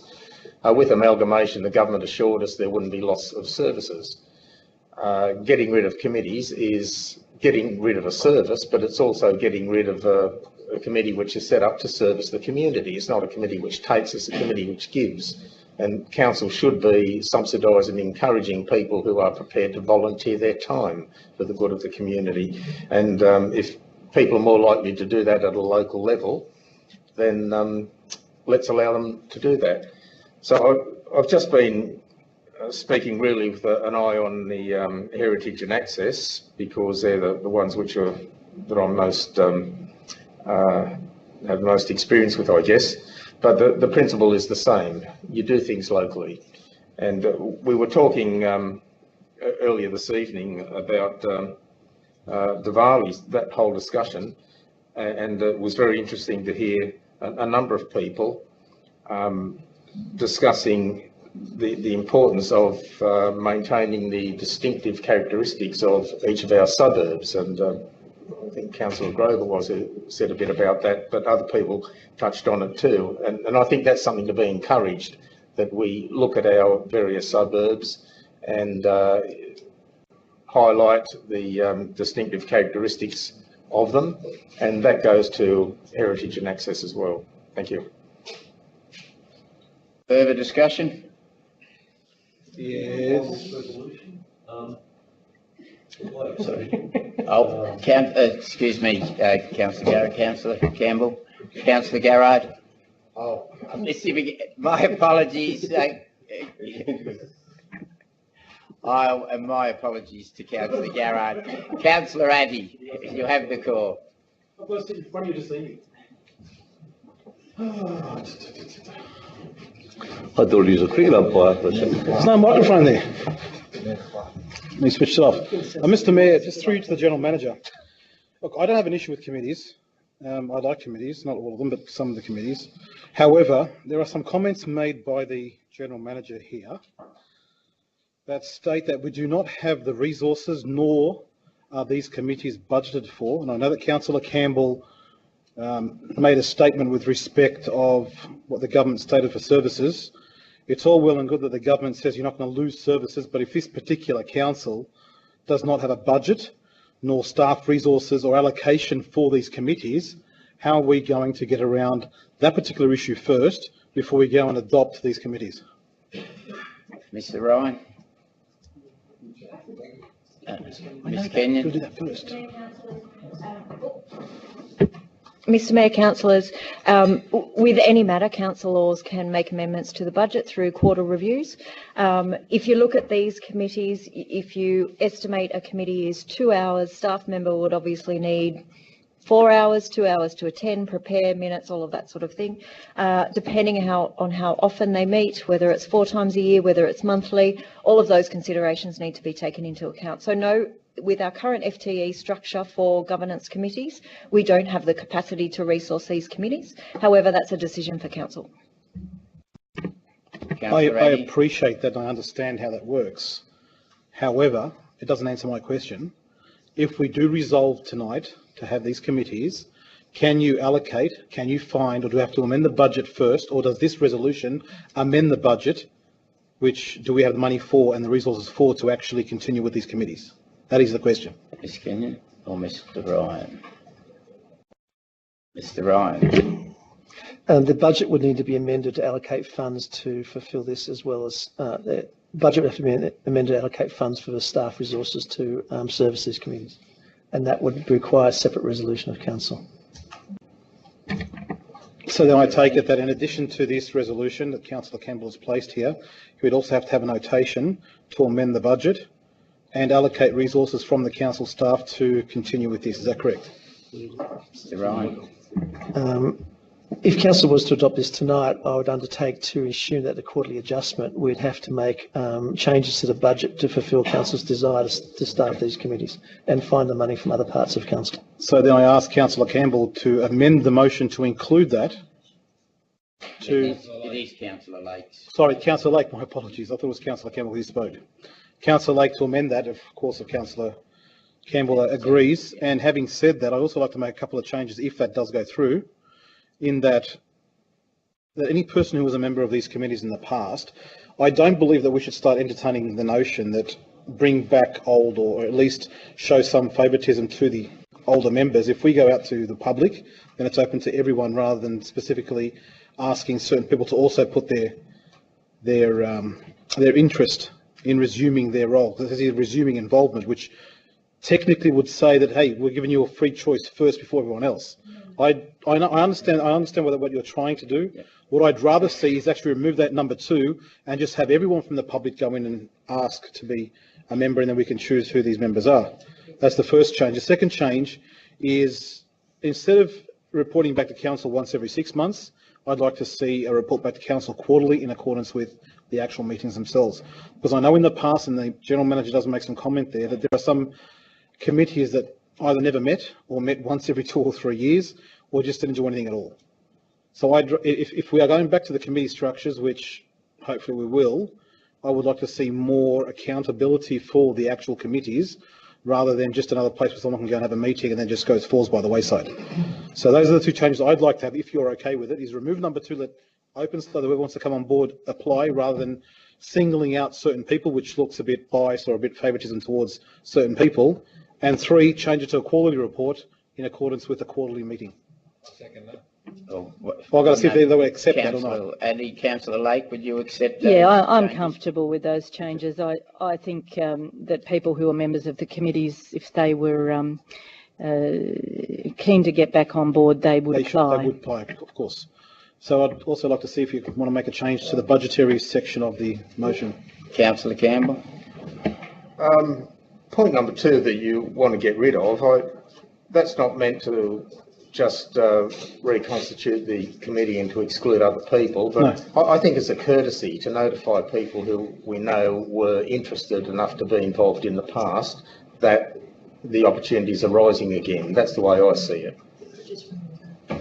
Yeah, but through you, Mr. Mayor, to Councillor Campbell, I don't think that's an appropriate approach to, for example, if you're going to start having this approach to the committees, you might as well do that to everything else. Every single committee out there, which I don't think is fair. Yeah, well, I mean, that's right. We could ring up people who we know might be interested. That's up to you, but I mean, I think the council should remain, how can you put it, more neutral than showing some form of favouritism or bias, or the perception of bias or favouritism to certain people, because it says here to express interest in resuming involvement. So I think it should be open to the whole public, everyone. Be open and transparent and let everyone apply as they would. Look, I don't think that's in conflict with the idea of being open. It's about notifying people who you know would be interested, but I won't argue about it. We'll let it go. Thank you. So we're making a change to the budget. Can we add the appropriate changes to the motion? Well, it's up to the Councillor Lake. Budget changes. When I was on the library committee, it was my understanding that the library people themselves found money within their own budget to hold the committee meetings. And I suspect other departments did the same thing. It may not need specific budgetary amendment to hold a meeting of people once every 3 months. The other thing I noticed that the finance report that we saw this afternoon actually showed us that we were getting much more interest revenue than we'd had budgeted for. I think it was, $75,000 more. So there's some money a lot of money sitting there that was unanticipated. So there's money around. Through you, Mr. Mayor. Councillor, I don't have an issue with finding the money. I think it's just a matter of ratifying the legalities behind finding it. I don't want someone to come back and say, well, you guys spent money on this committee and that committee, but it's not in your budget. That's all it is. What was your wording on that again? Ratify.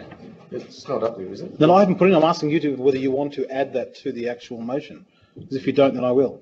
Okay, just let me hear the wording again, what you were suggesting. What I was suggesting is that they make quite and delegate to the General Manager to amend the necessary the budget for the necessary funds to run these committees, because there will be overtime of staff and some money is required.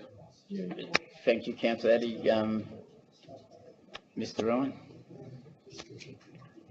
Sorry. Mr. Mayor, there are some functions you cannot delegate to me, and amending the budget is one of them. It's got to come back to council.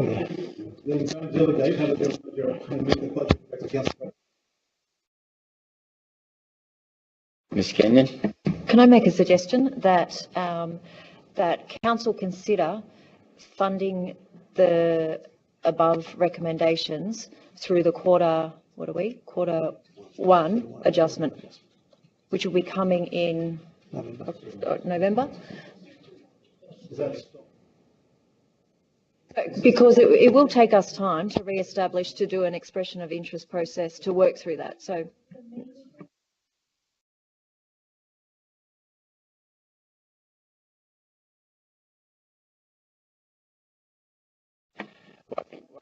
I've got Councillor Grove and Councillor Elmore. I just want to make sure that the mover and the seconder are happy with that. That's fine, thank you. Councillor Campbell, Councillor Grove, then Councillor Elmore, then Councillor Zada, then Councillor Garrard. Councillor Grove. Sure. So, look, Mr Mayor, at this stage in the game, I'm unlikely to support this motion. I have been an attendee at meetings over the last 8 years of the committees listed A through to J. I apologise, I've never been to the Auburn Access Committee. I've never got an invitation, but I certainly have been to. I certainly look. I'm sure you probably wouldn't want me there. Look, I'll leave it. I'll leave it at that. But look, with respect to these committees, I think it's entirely inappropriate on our first meeting, considering.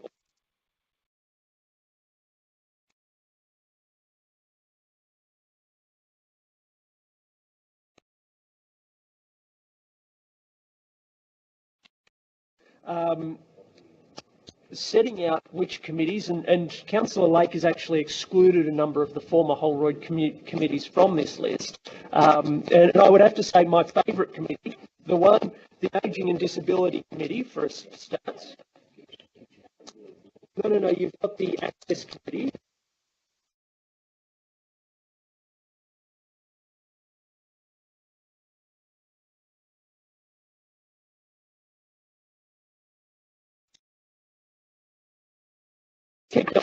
I know that I might not be the flavour of the month, but look, so you're also missing the Safety Committee. To be quite frank,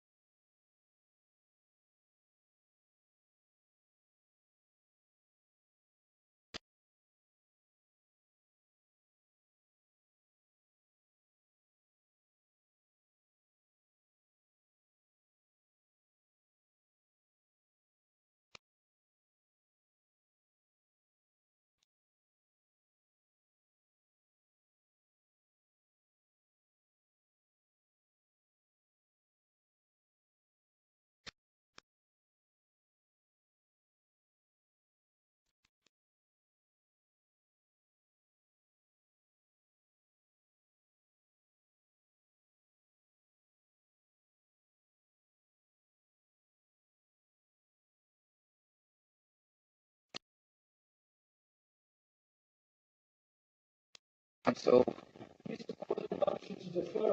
exactly.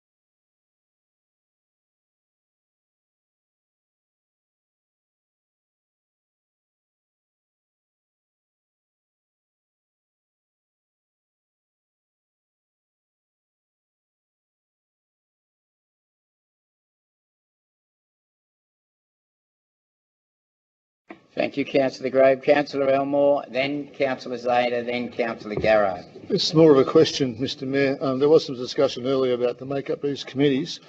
Wouldn't, by council policy, that if any committee is called, wouldn't council use its advertising, local newspapers, social media, emails, whatever, to call for applicants to these committees? They would? Yes. Thank you, Mr Mayor. Councillor Zeta. Through you, Mr Mayor, just to the mover of this particular motion, as Councillor Grove mentioned, not all the committees that were previously, I suppose, established in Holroyd have been noted on this particular list. How was this list prepared? How was this list prepared? Firstly, it was prepared from the original business paper that was put to the administrator back when the committees were abolished back in May. In fact, I think I looked back at a business paper that was in 2016 when there was a report about committees brought to the administrator when he first came to look after Cumberland Council. If I've left off a committee, it's inadvertent. I'm not sure that I have. The Cumberland Access and Inclusion Panel, I think, is designed to deal with the ageing and disability committee's functions. But you know, I'm open to amendments to add further committees. Look, the reason why I asked the question was the Major Events Committee, according to the General Manager, has not operated since February 9, 2015. So if it hasn't operated since 2015, why are we trying to establish that committee again? That's the first thing. Well, very simply because there's a number of committees, a number of events coming up. But at the end of the day, there's been events that have been occurring within our council LGA since 2015, and they have actually occurred. A committee wasn't required to make sure those actual events were implemented. Secondly, has the mover actually looked at the comments provided by the General Manager to determine whether the current programs that are in place are sufficient to supplement for example, the Scholarship Committee? Have they looked at the actual comments provided to determine whether a Scholarship Committee is still required for this current council, and whether what's currently in place is sufficient so you don't really require the Scholarship Committee? I think based on these comments that have been provided for each of these committees, we really need to look at it in more detail and determine whether, whether we really need all these committees and see, or whether what's already in place right now is sufficient to compensate what the committees used to do. So I think that really is important, and we don't simply just have a list, compare it to what we used to have in the old council and say, you know what, that's what we used to have, we should replace that, without considering what's currently in place and whether what's in place is sufficient to cater for what we had. Otherwise, all we're going to be doing is introducing a new committee and getting rid of what's currently there that possibly is doing the job just as well. Just a reminder, Council, that it's 15 minutes to 10. Councillor Garrard.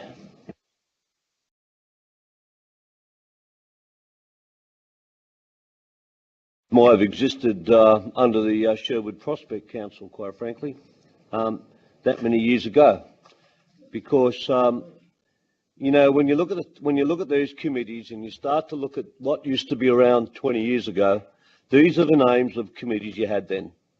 The whole world has changed, and you need to look at a new area with a new set of eyes. Today, it is all about community engagement. It's not necessarily, you know, setting up a road safety committee. We have a steering committee for road safety. You actually have a statutory committee now for road safety. Heritage actually has a statutory role to play in development approvals. The same with crime prevention. We now have an officer in this area. Neither Holroyd or Auburn had a crime prevention officer, and I might add, and that seemed to be quite obvious. And now these positions exist, because it's the way the world is moving. You know, whenever you had a problem, and I've been around for a while, whenever you had a problem, you'd put a person on a committee. Or if you wanted to shut up a few people, you put them on another committee. You put them all on the same committee, or you create a committee for them to go on. And that was just the way things worked. And I can read into all of these things because we've seen them advertised over the years and been promoted for a way for the locals, right, to be able to be given a Guernsey and be said, we're looking after you. But in terms of looking after a wider area like Cumberland today, it is very much about community engagement. And this chamber has an obligation for yourselves, for ourselves, to learn what's been done about community engagement across this new area of Cumberland. It's not about engaging more Holroyd people, because the word Holroyd doesn't exist other than a very small suburb to the north of Maryland's town centre. You know, and it's not about Auburn Council. It is about Cumberland.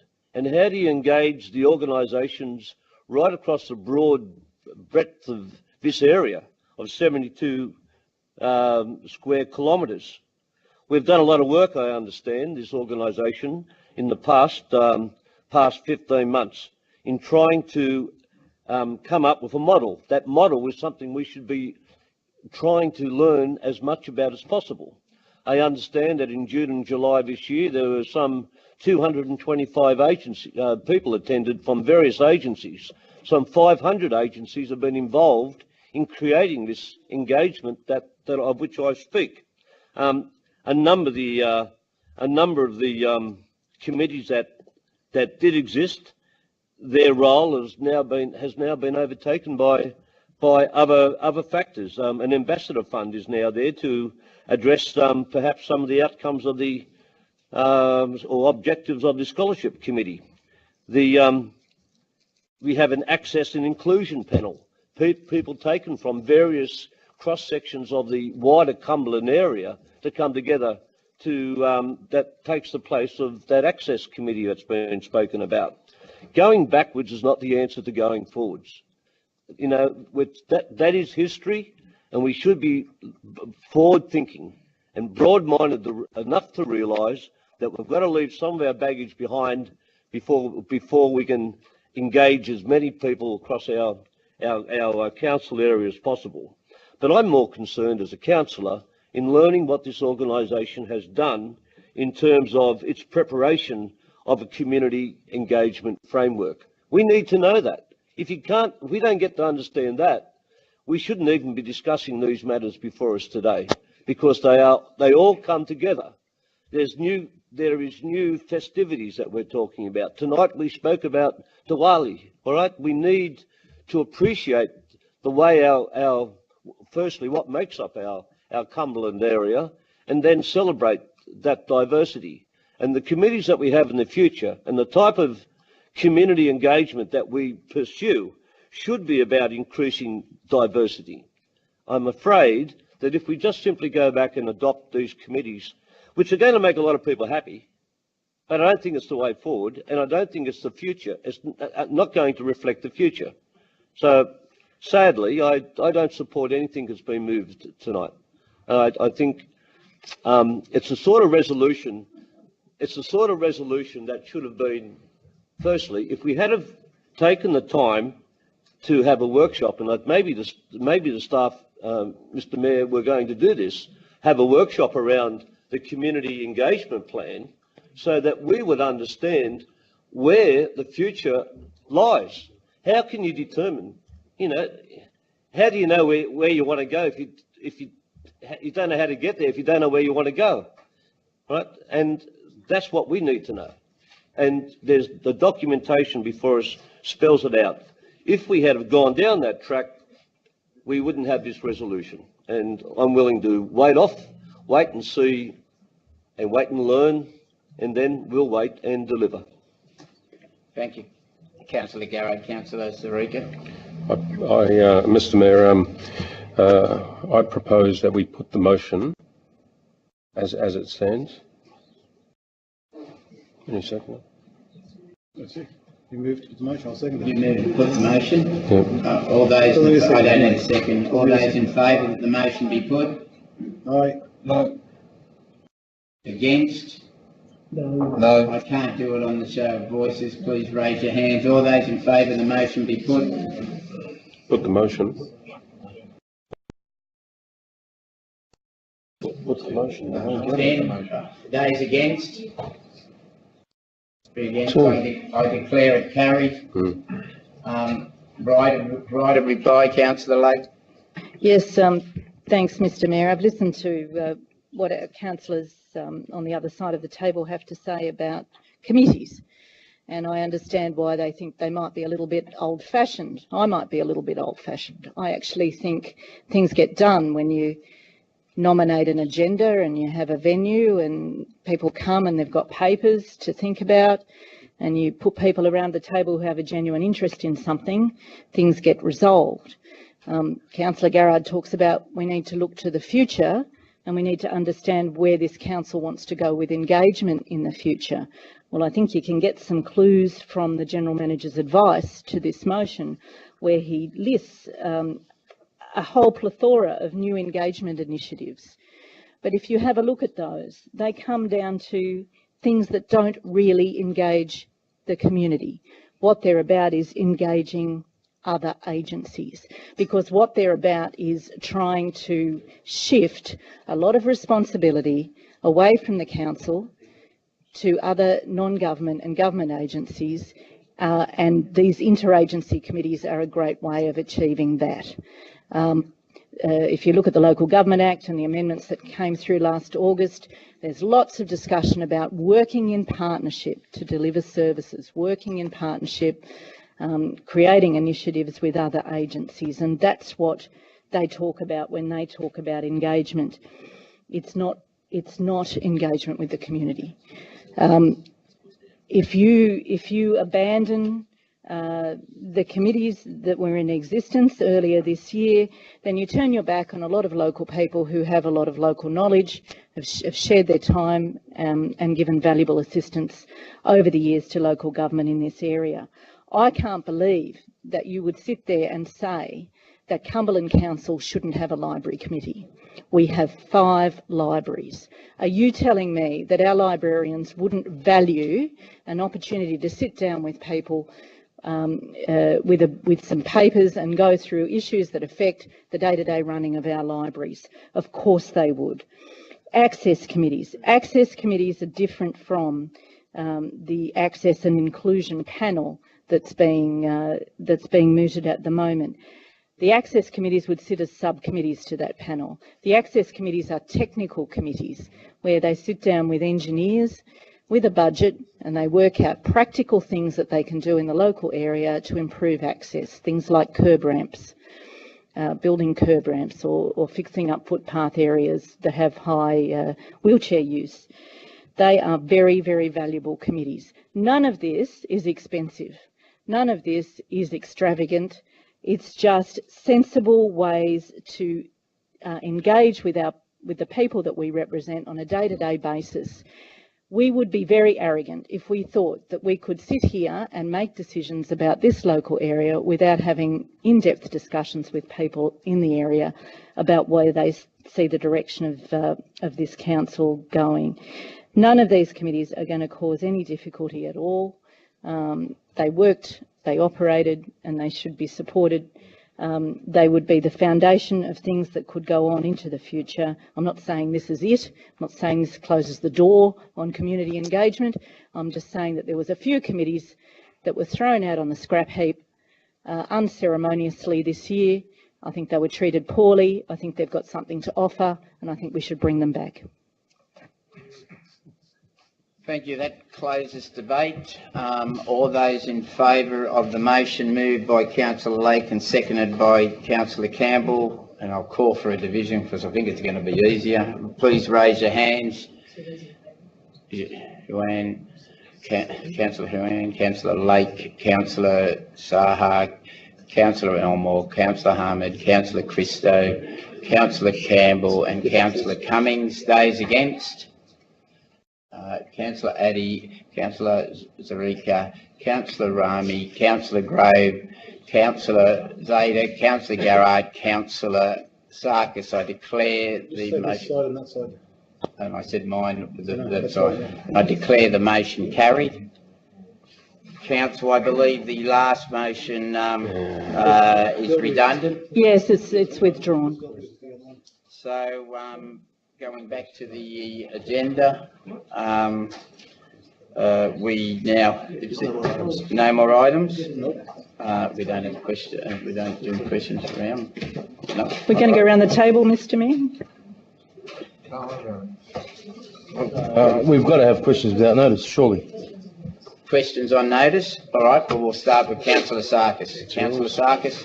Mr. Mayor, I'd have one, and I'd ask that when I look at the amalgamations that have occurred, and I look at Parramatta City Council, it retains the name of Parramatta City Council. We had Auburn City Council, we had Holroyd City Council, but we only have a Cumberland Council, and the word city has been omitted. I don't know why, because our logo seems to reflect 3 C's. Cumberland City Council, CCC. I've put in a question, a notice of motion for our next meeting, which will hopefully bring back a report to fix this missing C that we have and introduce the word city. I remember, Mr. Mayor, when Holroyd was taken from being a municipality to a city council, everybody was joyous and happy because that transition was made.